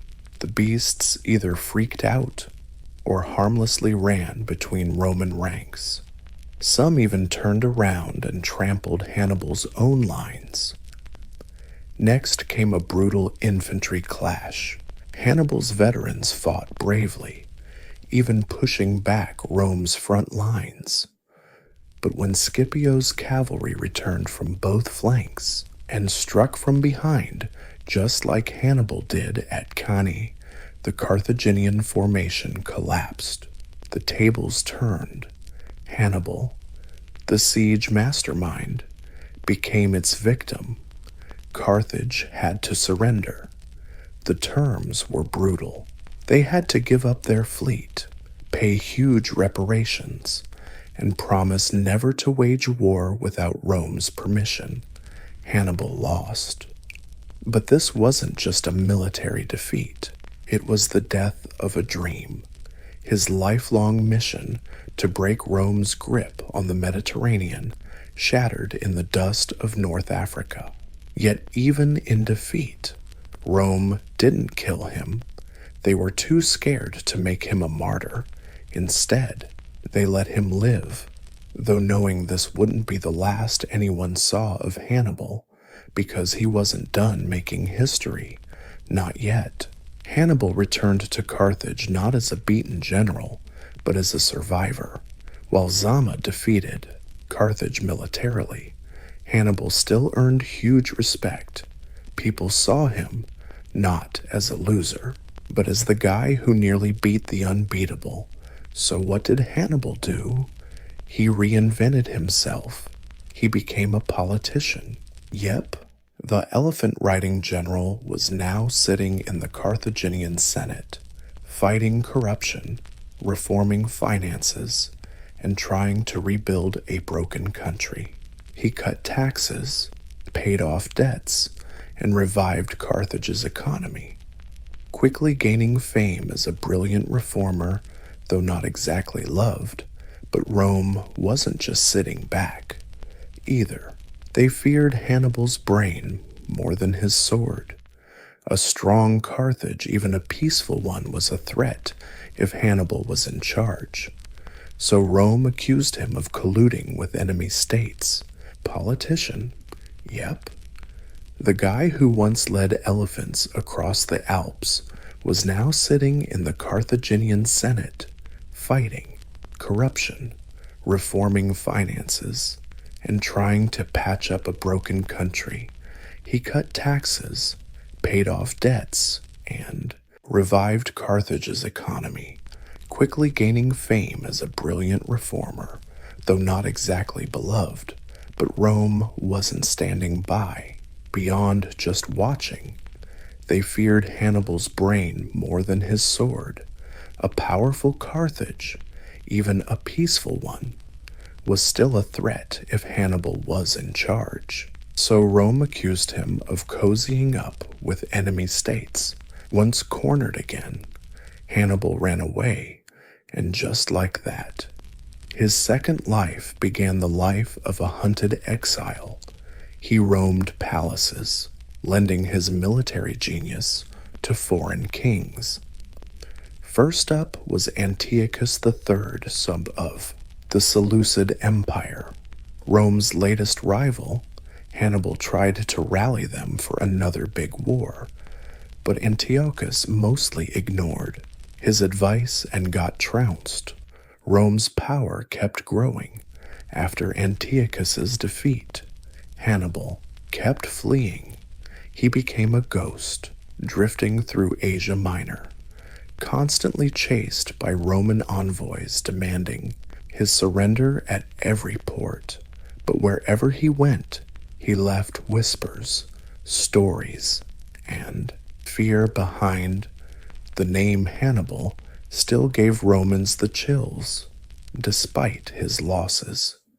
He remained a symbol of defiance, a lone rebel against imperial arrogance. He couldn't build a new army. He had no homeland, no power, just a sharp mind, a long shadow, and enemies who never stopped hunting him. By now, he was over 60, his hair gray, thin from decades of war and exile. But even then, Hannibal was sharper than most. Generals still kicking, and Rome wasn't done. They wanted him wiped out, not just off the battlefield or out of politics, but erased from the story altogether. So they came for him one last time, and Hannibal, true to form, wouldn't give them the satisfaction. By the early 180s BC, Hannibal had become a living legend and a headache not just for Rome, but for any kingdom daring to shelter him. At this point, he was hiding in Bithynia, a small kingdom in Asia Minor, ruled by King Prusius I. Hannibal, the strategist, helped the king win a naval battle with a clever trick from his playbook catapults loaded with clay pots full of venomous snakes hurled at enemy ships to cause chaos and panic. Even in his final years, his mind was still 2 steps ahead of everyone else. But Rome didn't care about snake jars. They wanted Hannibal gone for good. They pressured, sent envoys, and issued threats. Eventually, Hannibal heard his hideout had been betrayed. Roman spies were closing in on the villa where he was hiding. This time, he didn't run. Legend says Hannibal kept a vial of poison in a ring, always on him as a last resort. If Rome backed him into a corner like a wild animal, he'd make his own exit. That moment came, and rumor has it he wrote a short note before drinking the poison. Let's spare the Romans the long worry. Waiting for an old man's death is too boring a task for them. And just like that, it was over. Hannibal Barca, Rome's worst nightmare, didn't die on the battlefield, but in a strange land, hunted, it's exiled, and alone, yet even in death, Rome couldn't lay him to rest. They destroyed his city, rebuilt Carthage decades later during the Third Punic War, and salted the earth, but they never forgot him. Centuries later, Roman historians who should have hated him wrote about his brilliance with awe. He led from the front lines, fought against overwhelming odds, and defeated every Roman general sent to kill him. He crossed the Alps with elephants, ravaged Italy for years, and struck fear into the greatest military machine in history. And he did all that while keeping his childhood vow never be Rome's friend, even in exile, even in death. Hannibal won another battle, the battle for legacy, and in that fight, he remained undefeated every fall in ancient Greece. A strange transformation happened in the land between Athens and the small town of Eleusis. Pilgrims packed the roads chanting prayers. Smoke and incense filled the hills. And somewhere in the darkness, under torchlight and secrecy, something sacred and forbidden took place. This was the Eleusinian Festival, the most famous and mysterious religious festival of the ancient world. It wasn't just a celebration, a spiritual awakening, if you will. And unlike the wild Dionysian ragers or the flashy Olympic spectacles, this festival came with rules, strict ones. Break the silence, spill what happened inside the sanctuary, and you could be executed. The whole thing centered on Demeter, goddess of the harvest, and her daughter Persephone, according to myth. Persephone was kidnapped by Hades, the god of the underworld. Demeter was so devastated, she made the crops wither worldwide in mourning. Finally, a deal was struck. Persephone would spend part of the year underground and part above. This myth became a powerful metaphor for agricultural cycles, death and rebirth, decay and renewal. But the mystery wasn't just about farming, it was cosmic. For the Greeks, this wasn't just about crops, it was about the fate of the soul. Participants, called mystai, went on a multi-day journey. They fasted, they bathed in the sea, they carried sacred objects. Then at Eleusis, they entered the telesterion, a huge hall where the deepest rituals happened. What they saw or experienced inside, still a hot topic for debate. Some say it was a symbolic reenactment of Persephone's return. Others believe it was a trippy, possibly drug-fueled vision, helped along by a psychedelic brew called kykeon. Whatever it was, it changed people from emperors like Hadrian to philosophers like Plato. Many of the sharpest ancient minds went through the Eleusinian mysteries and came away convinced death wasn't the end. This wasn't a religion of obedience. It was transformation, a sacred meeting with the cycle of life, loss, and renewal. And for over 1,000 years, the Eleusinian mysteries outlasted most empires until Christianity rose. The old gods were banned, and Eleusis' secrets were buried forever.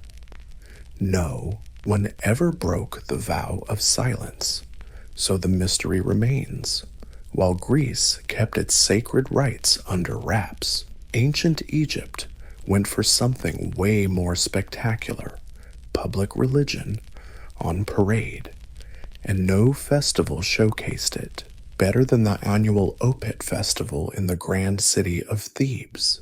Opet was one of the most lavish religious events in ancient Egypt. Its purpose, to renew the pharaoh's divine nature and reaffirm his sacred bond with the gods, especially Amun-Ra, the head honcho god of Thebes.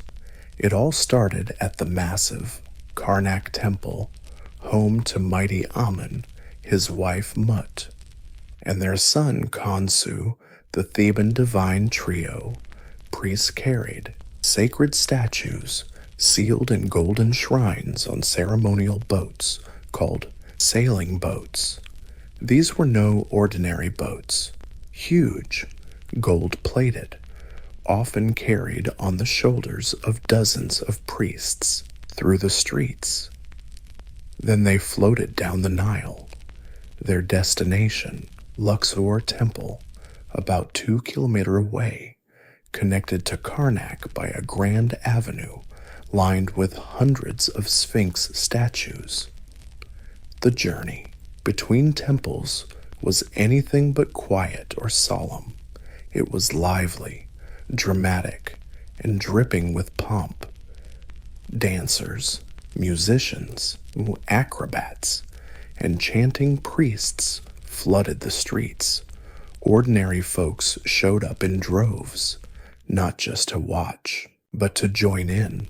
For many Egyptians, this was a chance to see the divine not hidden away in inner sanctuaries, but paraded openly, proudly, and brilliantly across the city. And this wasn't just a show. The pharaoh himself took part in the procession and often joined the sacred reenactments. In some eras, people believed the god Amun spiritually merged with the pharaoh during the ceremony, boosting his divine right to rule. Power renewed not by conquest, but by cosmic approval. There was also a deep human touch. During the festival, strict lines between priests and farmers, gods and mortals blurred. Everyone celebrated, drank, and danced. Joy wrapped in holiness, a moment of heaven touching earth, if only briefly. The Opet festival lasted anywhere from 11 to 27 days depending on the pharaoh's time and budget. And while each celebration had its own flavor, the message was always the same.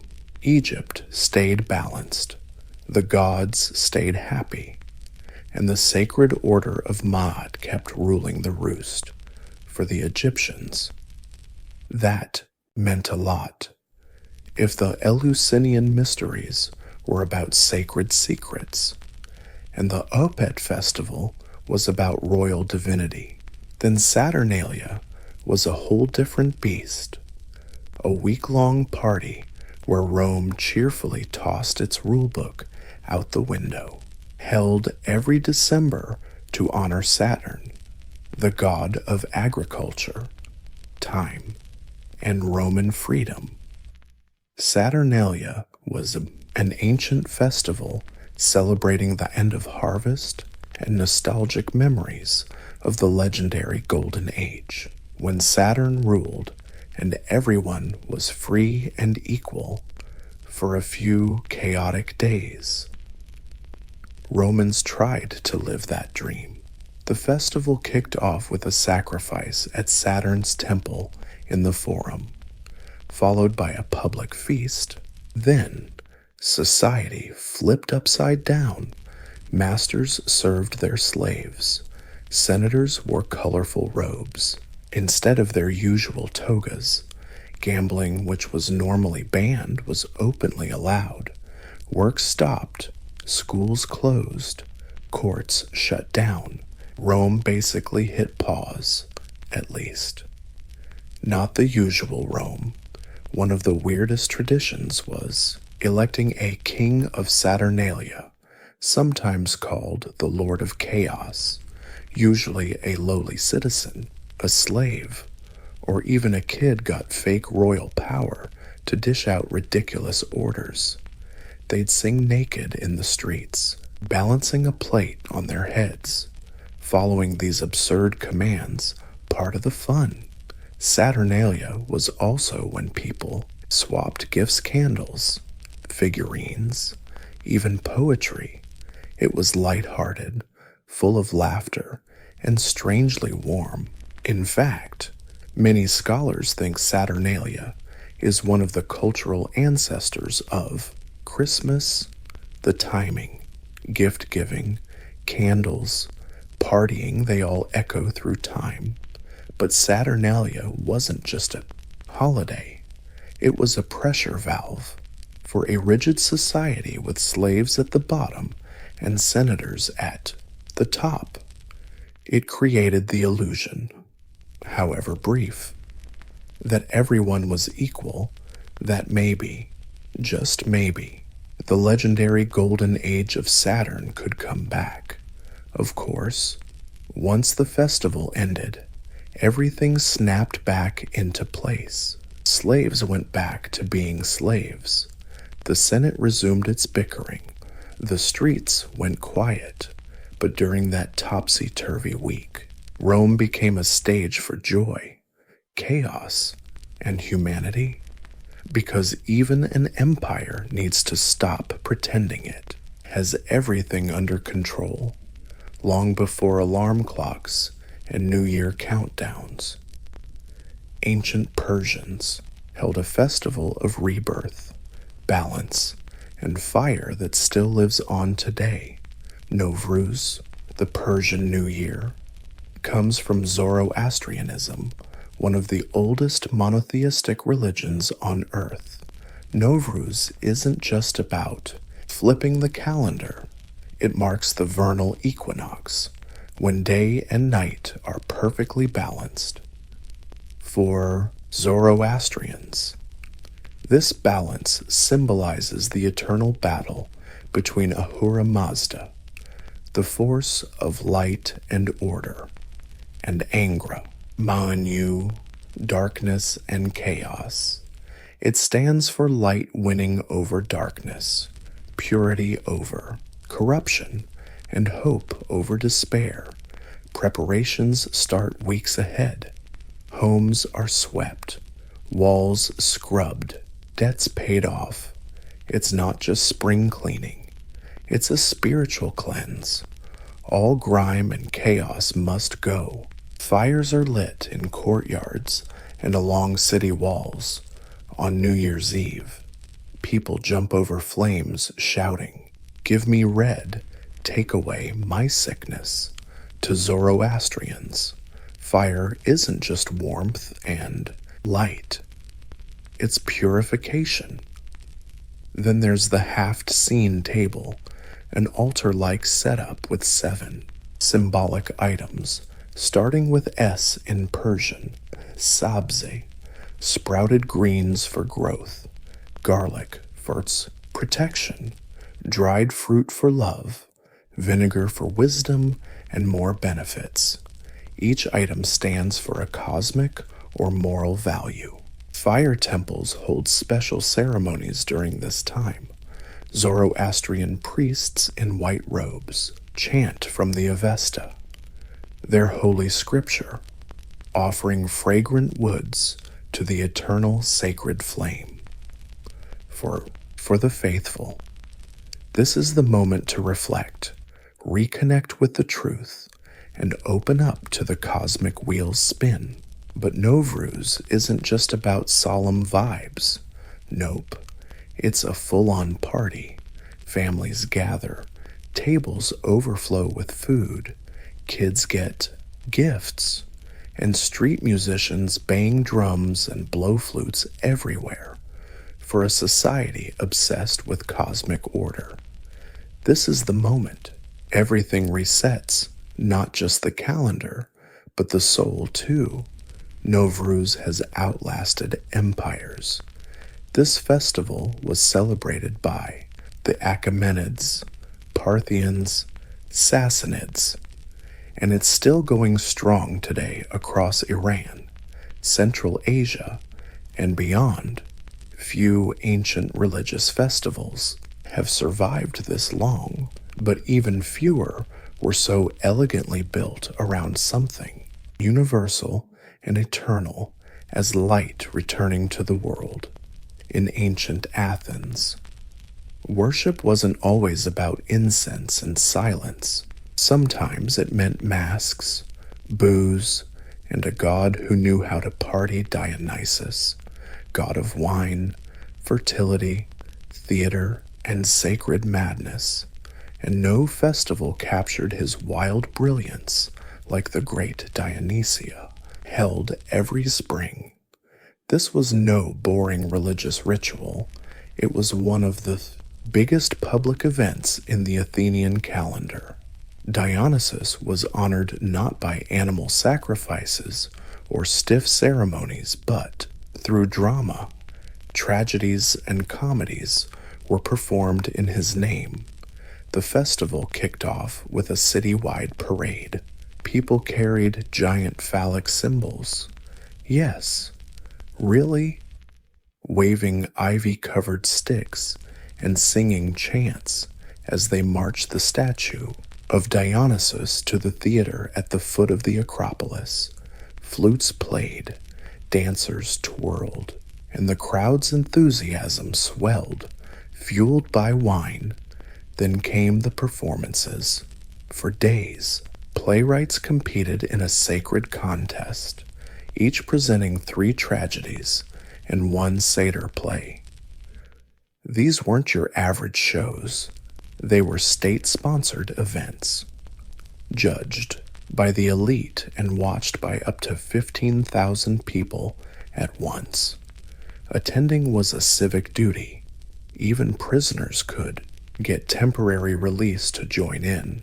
Themes: gods, fate, hubris, revenge, war, and suffering. Aeschylus, Sophocles, Euripides. These masters told soul-ripping stories. Imagine Oedipus discovering he married his own mother right beside your neighbors, gasping in horror. It wasn't just entertainment, it was ritual purification. And after the tragedies came, the comedies: raunchy, political, sometimes downright absurd. Aristophanes used them to mock politicians, question war, and satirize society. Nothing was off limits. But the heart of Dionysia wasn't just the stage. It was stepping outside yourself, breaking the masks society forces us to wear, and using raw words to explore truths we otherwise couldn't say out loud. It was meaningful madness. Dionysus wasn't a neat, tidy god. He was wild, untamed, a bridge between civilization and its primal roots. Dionysia gave that human part room to breathe, scream, laugh, and grieve for Athenians. This wasn't escapism. This was religion, a mirror to the soul, holding a wine cup, while the god of ecstatic transformation watched from the wings. Among ancient religious festivals, few were as rock and roll, dramatic, and spiritual as Purim, a Jewish holiday that's part survival story, part political satire, all revolving around divine irony. Purim celebrates events from the Book of Esther, set in the Persian Empire under King Ahasuerus, probably Xerxes, II. The plot sounds like a Dionysian drama. A Jewish girl named Esther becomes queen, hides her identity, and ultimately risks everything to stop a genocidal plot by the king's advisor, Haman, aimed at wiping out the Jews. She succeeds. Haman gets hanged on his own gallows, and the Jews are saved.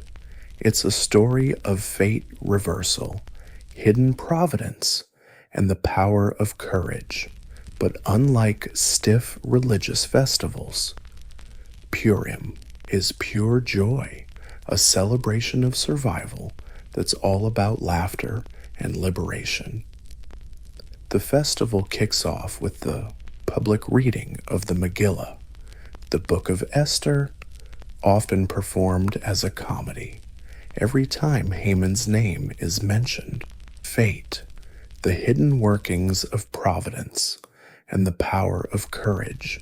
But unlike those stiff religious festivals, Purim is pure joy, a survival party, all about laughter and letting loose.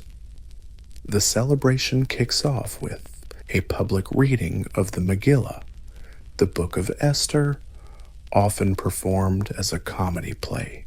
Every time Haman's name pops up, the crowd drowns it out with screams, shouts, boos, and general chaos. Kids dress up as Esther, Mordecai, or even Haman. Costumes and mayhem are not just allowed, they're encouraged. Then come the rules about the party, feasting, and all that jazz, lavishly, handing out food to friends, charity for the poor, and the most famous part, drinking until you can't. Tell Mordecai, the blessed guy, from Haman, the cursed one.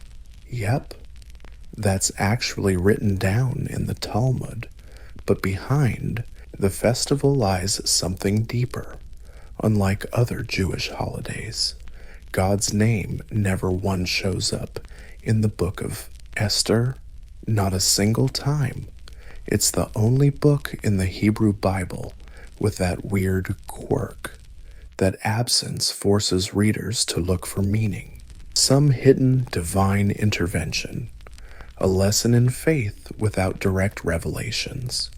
Purim teaches us that even when miracles don't look like parting seas or fire from heaven, they still happen behind palace doors thanks to courage, risk-taking, and some pretty unexpected heroes. So folks celebrate by mocking, masking up, roasting villains, and telling stories. They laugh in death's face. They roast the bad guys. And by doing that, they declare something deeply spiritual. Survival is sacred, and joy is resistance. Over the misty hills and dense forest valleys of ancient Ireland, early August marked a sacred, deeply communal event. Lugnasad, pronounced Lunasa, was the Celtic festival honoring Lugh, god of light, crafts, and war. Unlike grand temple festivals in Rome or Egypt, Lugnasad was held outdoors, on hilltops, fields, and near sacred wells. This was not about imperial spectacle.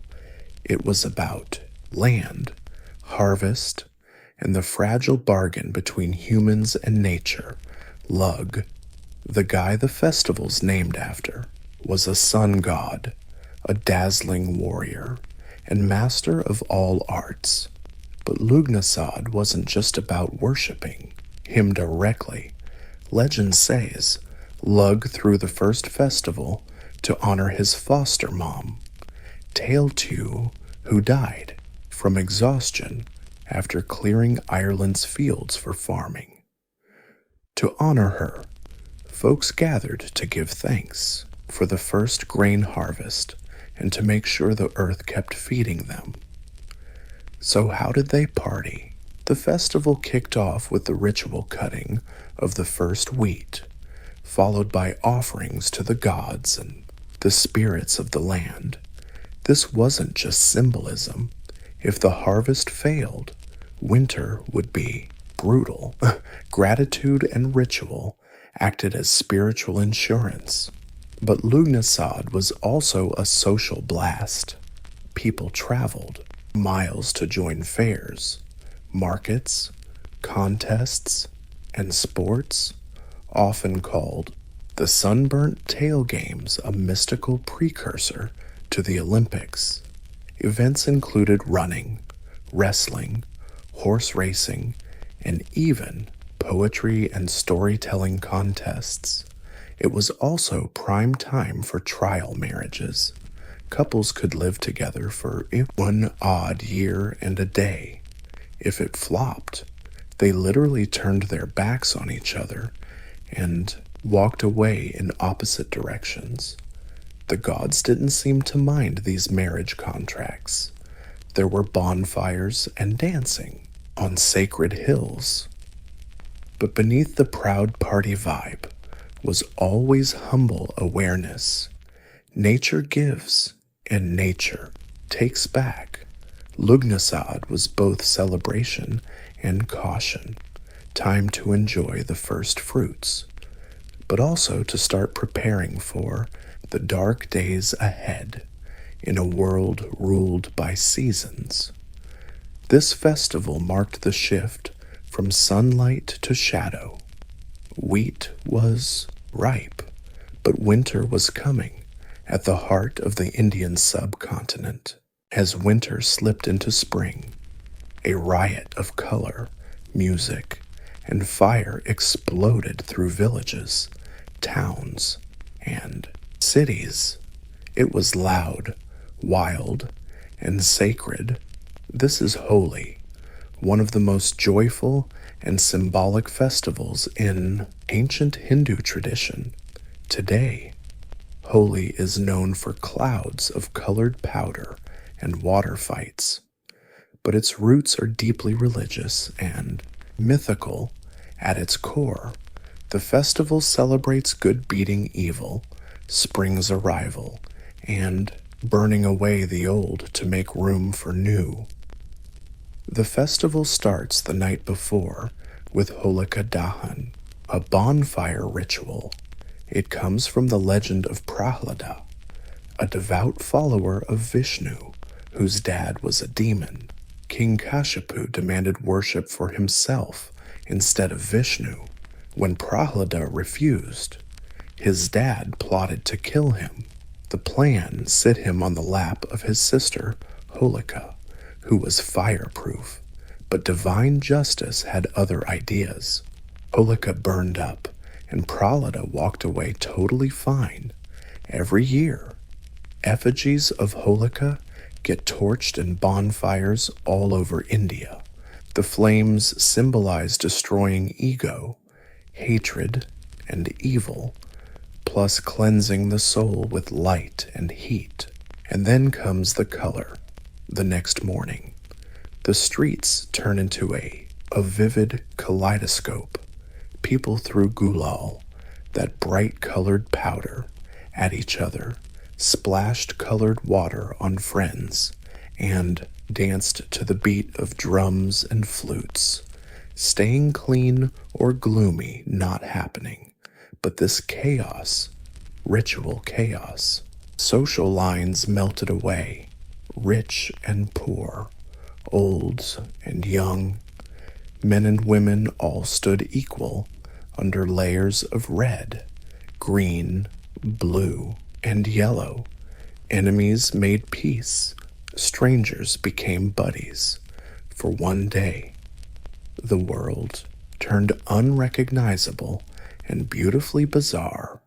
Holi also ties into the legend of Krishna and Radha, where Krishna, self-conscious about his dark skin, playfully smeared powder on Radha's pale face. Their sacred love story became an eternal metaphor for joyful love and divine unity.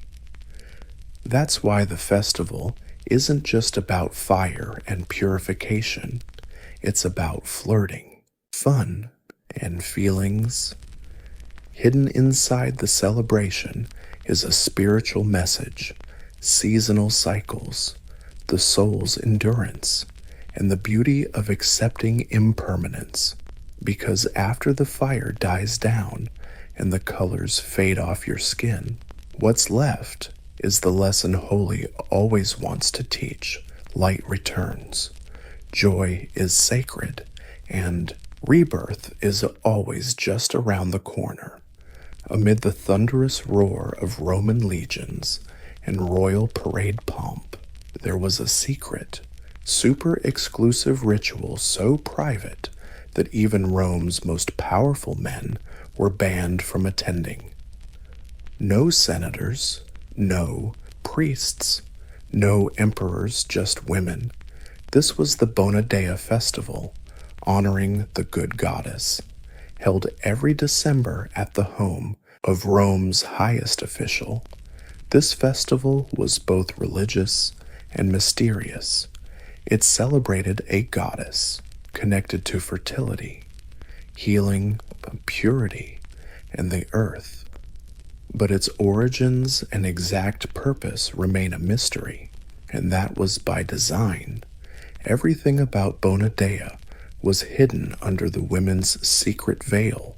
The rituals were performed by Vestal virgins, Rome's holiest priestesses, and only upper-class Roman women were allowed. Men were strictly forbidden, not only from attending, but even from knowing anything about the rites. In fact, even male historians have no clue what actually went down during the ceremony. What we know comes only from scandal. In 62 BC, this festival caused a public uproar. That year, Julius Caesar Then Pontifex Maximus hosted the ceremony at his private home, though he couldn't attend, but his wife, Pompeia, was in charge of organizing the women-only celebration. Things went south when a bold nobleman named Publius Clodius Pulcher disguised himself as a woman and sneaked into the ceremony, supposedly to seduce Pompeia. He got caught. A trial followed, turning a sacred private ritual into a public spectacle, though Clodius was acquitted, probably thanks to bribery. Caesar still divorced Pompeia, famously declaring that Caesar's wife must be above suspicion, but beyond the scandal. The Bona Dea festival revealed something rare, a sacred space entirely controlled by women, where their concerns, fertility, health, family, and body rhythms were at the heart of religious life. It was a moment when Rome's rigid patriarchy stepped aside and sacred femininity reigned in secret. The myrtle wreath was banned because it symbolized Venus and possibly love itself. Wine was disguised as milk, music, incense, and offerings were prepared, maybe even symbolic fertility rites, but no one ever saw any of it.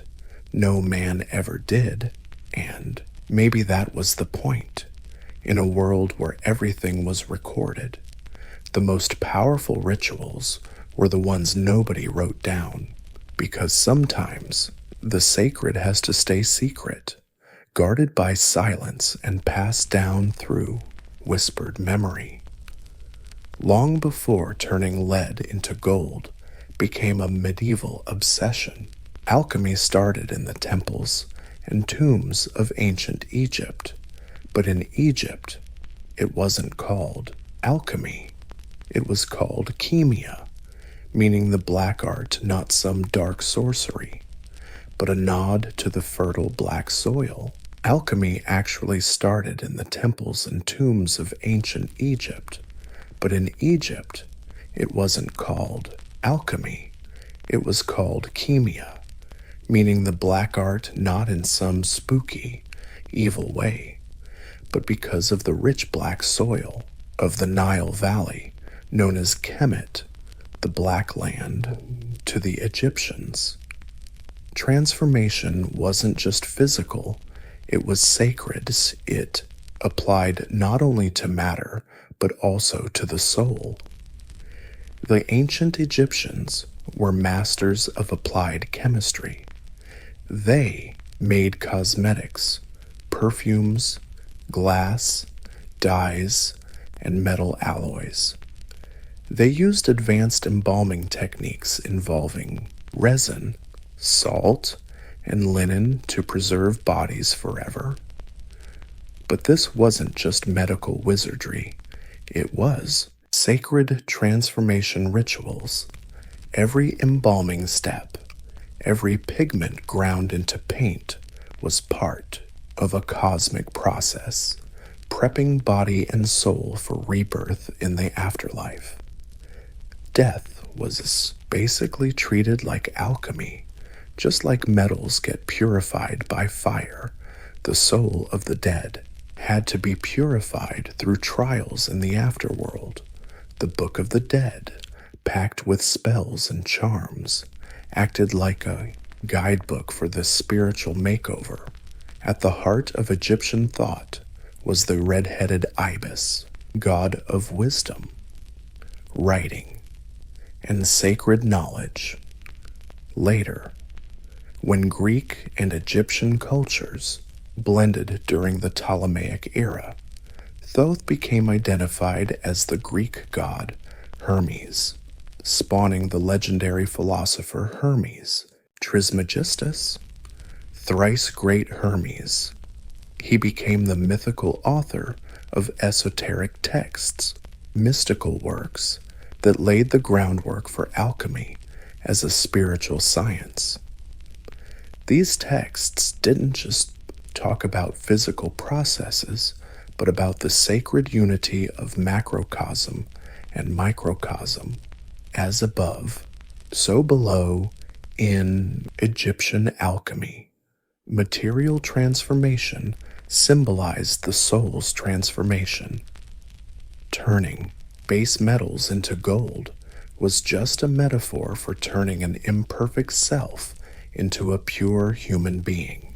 So when later alchemists in Greece and Europe chased the philosopher's stone or eternal life, they were really riffing on an ancient Egyptian idea. The real transformation didn't start in the lab. It started in the heart. While Egypt gave alchemy its ritual soul, ancient Persia gave it a moral backbone, a Satan cosmic framework rooted in the eternal struggle between light and darkness. At the core of the Persian Empire, long before medieval labs, the teachings of Zoroaster, Zarathustra, shaped a worldview where transformation wasn't just wished for, it was essential. His dualistic vision split the universe into two opposing forces: Ahura Mazda, god of light, truth, the vehicle, and order, and Angra Mainyu, spirit of darkness and chaos. This wasn't just fantasy, it was metaphysics, deeply influencing alchemical thought. Followers of Zoroaster worshipped fire, a living symbol of divine truth and enlightenment. In temples, the sacred fire was never allowed to go out. Fire purified, revealed, and transformed, just like alchemists' furnaces centuries later. The Persians also developed advanced metalworking techniques. They were among the first to refine copper, silver, and gold, smelt iron, and experiment with alloys. Their artisans weren't just craftsmen, they were seen as initiators of nature's perfection. Melting ore into shiny metal was viewed as organizing the cosmos, elevating raw, chaotic matter into something ordered and pure. Even the earliest Persian medical texts show traces of proto-chemistry, listing minerals, metals, plants, and their effects on the human body. They didn't just want to heal the body, they wanted it aligned with the sacred harmony of the universe. Later, Islamic scholars preserved and expanded on Persian alchemy ideas, but even in our pre-Islamic times, a powerful theme echoed across alchemical traditions. From Arabia to Europe, matter isn't static, and inside every impure substance lies the seed of perfection. This idea later inspired alchemists to turn lead into gold, or souls from base to divine. Back then, Persian thought offered an alchemy of ethics, purifying not just elements, but intentions. Then Persian thought introduced an alchemy of ethics, a purification not just of elements, but of intentions. Fire didn't just melt metal, it burned away lies and exposed hidden truths. And in that hidden core, somewhere between smoke and soul, Persian alchemists believed there was a divine spark that could transform anything, including themselves. If Egypt gave alchemy its sacred powers and Persia its moral framework, then ancient Greece tried to explain it all with logic, geometry, and a dash of cosmic arrogance. Here, alchemy didn't vanish, it evolved. Greek thinkers absorbed the mystical and chemical traditions of ancient civilizations and tried to make sense of them, But instead of furnaces and powders, they turned to philosophy. The core of Greek alchemy was the theory of four elements: earth, water, air, and fire, first proposed by Empedocles. These weren't just physical stuff, they were the basic building blocks of the universe, the Lego bricks of reality. From this view, change was just rearranging these elements. Fire could turn into air, water could become earth, and everything was constantly transforming. Later philosophers like Plato added layers of meaning, described matter as made from perfect geometric shapes, tiny invisible solids. In this version, alchemy was not just about chemical reactions, but about harmonizing with an ideal world. Then Aristotle showed up and flipped the script. He said all matter had four basic qualities: hot, cold, wet, and dry. By changing these qualities, you could change the very nature of a thing. Lead is dry and heavy. Gold is balanced and brilliant. So if you could tweak lead's qualities to make it more precious, theoretically, it could become gold. Sound familiar? The idea of transformation, turning one thing into another, became the foundation of all later alchemy. But the Greeks didn't stop at theory.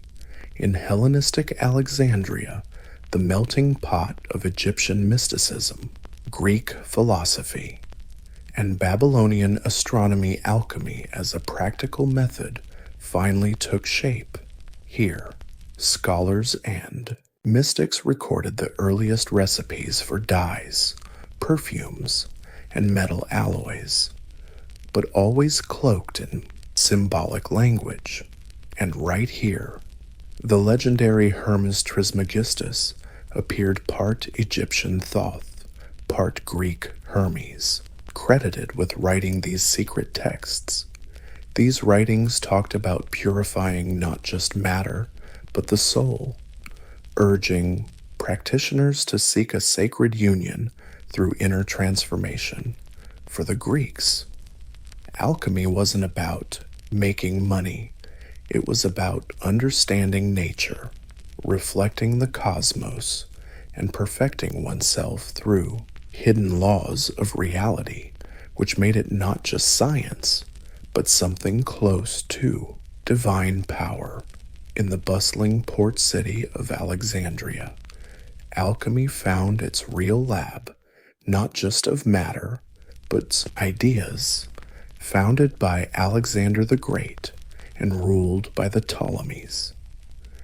Alexandria was where Greek rationalism, Egyptian rituals, Babylonian astrology, and Persian metaphysics mixed into a swirling intellectual stew. At its heart was the great library of Alexandria, the lighthouse of ancient knowledge, gathering scrolls and scholars from all known worlds. Alchemy here didn't just survive, it thrived. Here, alchemy became both spiritual and practical, mystical and experimental. Egyptian temple powers blended with Greek natural philosophy. Babylonian star charts were studied alongside Greek medicine and Egyptian metallurgy. The result?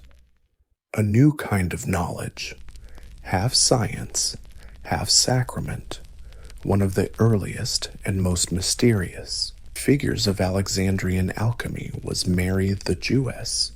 She's credited with inventing some of the first alchemical devices, like the bain-marie, a double boiler still used in kitchens today, tribicos, a distillation device and vapor filtration system. Her work shows alchemists weren't just theorizing, they were running real chemical experiments. Another key figure was Zosimos of Panopolis, a 3rd, 4th century alchemist who left some of the earliest known alchemical texts in Greek. But Zosimos didn't see alchemy as just physical. He wrote about dreams, visions, and spiritual purification. For him, turning lead into gold was a metaphor for turning a corrupted human soul into something sacred. He described the alchemical vessel not just as a container for substances, but as a symbol of the body, flame, inner torment of the soul, steam. The sacred essence was waking up. His works blurred the lines between chemistry and mysticism, matter and metaphor. The alchemists in Alexandria leaned heavily on mysticism and the teachings of Hermes, Trismegistus, as above, so below. They wrote, "The microcosm mirrors the macrocosm. Purify this, touch that." In Alexandria, alchemy wasn't just about stuff anymore. It was about the very nature of reality. The question wasn't just what things were made of, why they could change, but whether the soul could transform along with the matter. Alchemy had become a mirror, reflecting the universe and ourselves, and that was just the beginning. When the great library of Alexandria fell and Europe slid into the early Middle Ages, the Islamic world had as the new guardian of alchemical knowledge. From the 8th to the 13th century, under the Abbasid dynasty, the Islamic Golden Age turned cities like Baghdad, Cairo, and Cordoba into hotbeds of science and philosophy. Greek, Persian, and Indian texts were translated into Arabic at a breakneck pace, and among them, foundational alchemy works. But here's the kicker. Islamic scholars didn't just preserve ancient alchemy. They reinvented it. Jabir ibn Hayyan showed up known as Geber in the West, working in Kufa in the 8th century. He's often called the father of chemistry, though his legacy is still wrapped in mystery. Jabir's hundreds of writings mixed Greek elemental theory, Persian mysticism, and Quranic cosmology into a neat science. He introduced a systematic experimental approach. He believed all metals were made of sulfur and mercury, not literally, but in principle, sulfur stood for burning and change. Mercury symbolized liquidity and volatility. According to Jabir, if you could balance these two forces, you could turn one metal into another. He also pioneered techniques we still use today: distillation, crystallization, sublimation, filtration, and roasting. His gear became the blueprint for medieval labs. But Islamic alchemy wasn't just lab work. It kept the spiritual core of earlier traditions alive. Alchemy was the path to divine understanding. Material transformation was a metaphor for purifying the soul, fitting God's order in the cosmos. Later alchemists like Al-Razi, Razis, and Avicenna ibn Sina debated alchemy's legitimacy. Al-Razi backed it, stressing practical uses in medicine. Avicenna, on the other hand, called out the transmutation idea but respected its philosophical and ethical goals. Despite their squabbles, they raised alchemy beyond secret craft. It became chemistry, metaphysics, spiritual discipline, and moral philosophy all rolled into one. Later, European scholars rediscovered these Arabic texts, translated them into Latin, and revived alchemy in the West. But the soul of that alchemy, the belief that matter and spirit mirror each other, was preserved. clarified, and systematized by Islamic scholars. In their hands, alchemy stopped being legend and started becoming science when the translated works of Araby, alchemists like Jabir ibn Hayyan al-Razi and Avicenna spread into Europe in the 12th century. Something remarkable happened, alchemy's comeback, this time under the cool stone towers of monasteries and medieval universities. Europe was intellectually hibernating, but with the rise of translation centers in places like Toledo and Sicily, Latin scholars got their hands on forgotten treasure troves of knowledge. Among it, alchemical texts full of weird symbols, mysterious ingredients, and promises of transformation. Europeans were hooked. To them, alchemy offered more than gold. It promised knowledge, power, and even immortality. That elusive philosopher's stone became the Holy Grail, said to turn base metals into gold and grant eternal life. But it wasn't just some shiny rock. It symbolized the perfection of both matter and spirit. Medieval alchemists took this dual nature seriously. Guys like Magnus and Roger Bacon of Alberta were both monks and experimental scientists. They believed God encoded the secrets of creation in the natural world, and alchemy was the way to read that divine script.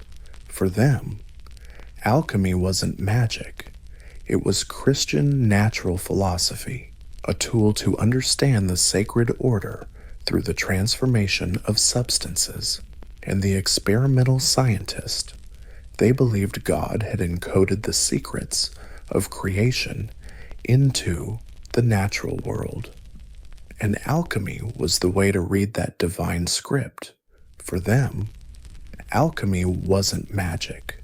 It was Christian natural philosophy, a tool to understand the sacred order through the transformation of substances.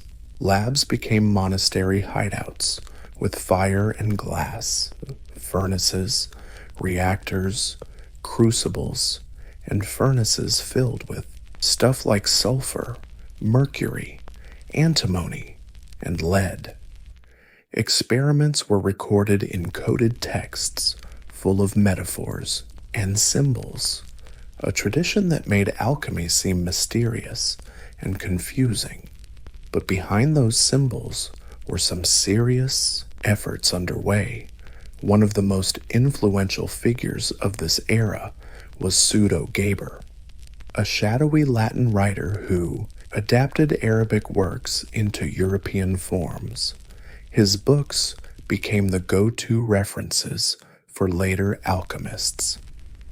Another key name was Arnold of Villanova, who blurred the line between medicine and alchemy, focusing on making elixirs that could heal and rejuvenate the body, despite the secrecy.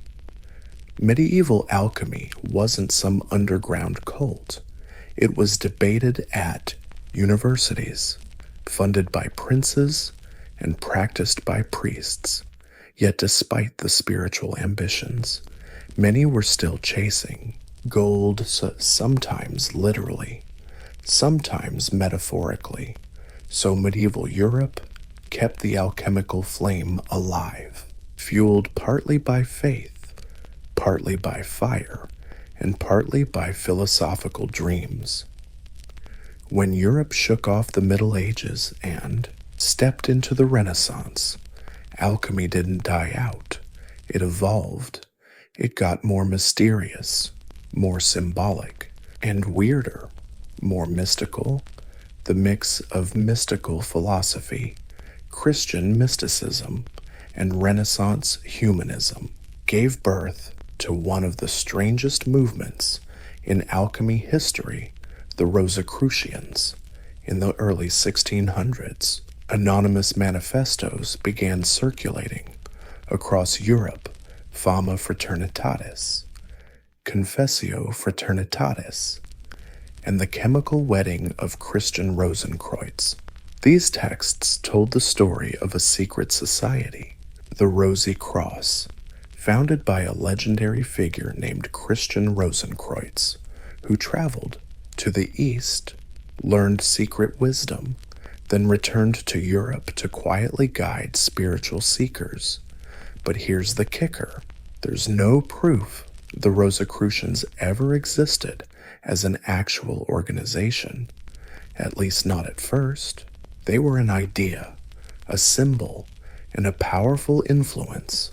The Rosicrucian alchemy wasn't about making gold. It was about enlightenment.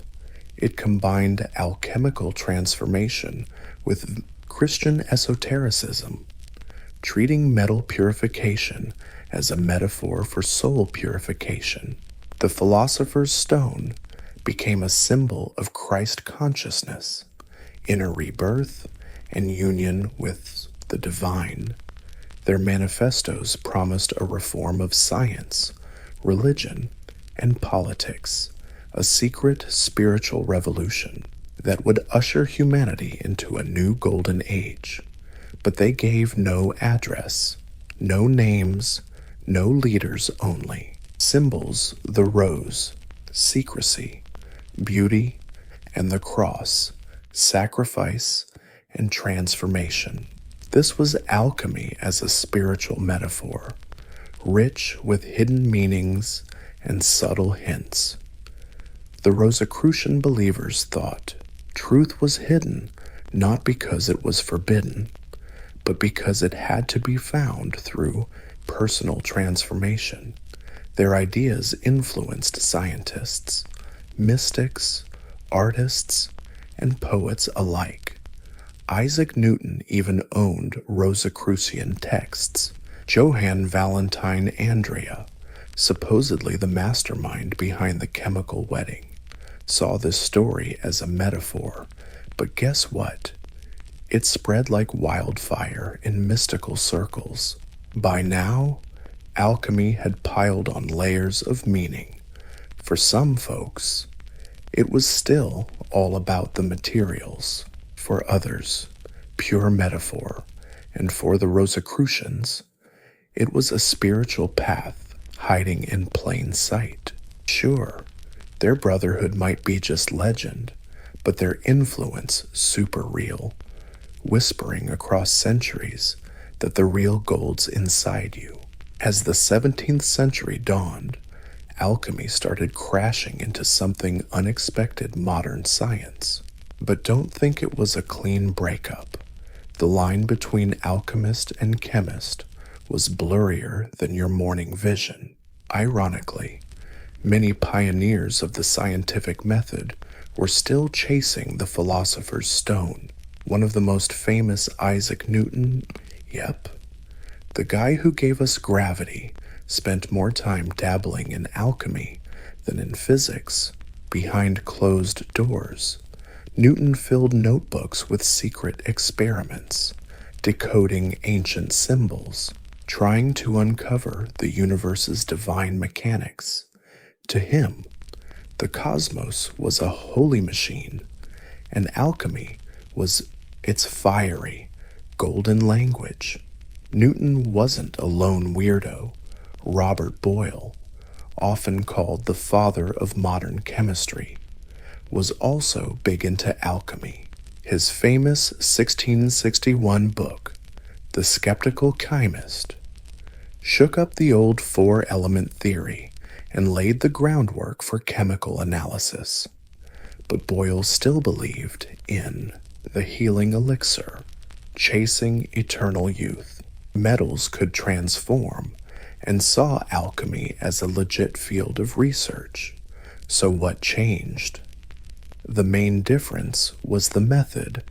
Alchemy had long been wrapped in symbols, secrets, and spiritual metaphors. But the new scientists wanted clarity, repeatability, and proof. They started ditching mystical language in favor of measurable results. The lab once a mystical wonderland, became a place of quantifiable reactions and precise tools. Alchemical gear like furnaces and distillation flasks evolved into the backbone of modern chemistry. The dream of turning lead into gold faded away, replaced by a practical quest to understand the building blocks of matter. Still, the alchemical worldview didn't completely vanish. The idea that matter could transform, that systems hide secret patterns, and that humans can shape nature through deep understanding quietly lingered. Those alchemical ideas just swapped their robes for lab coats.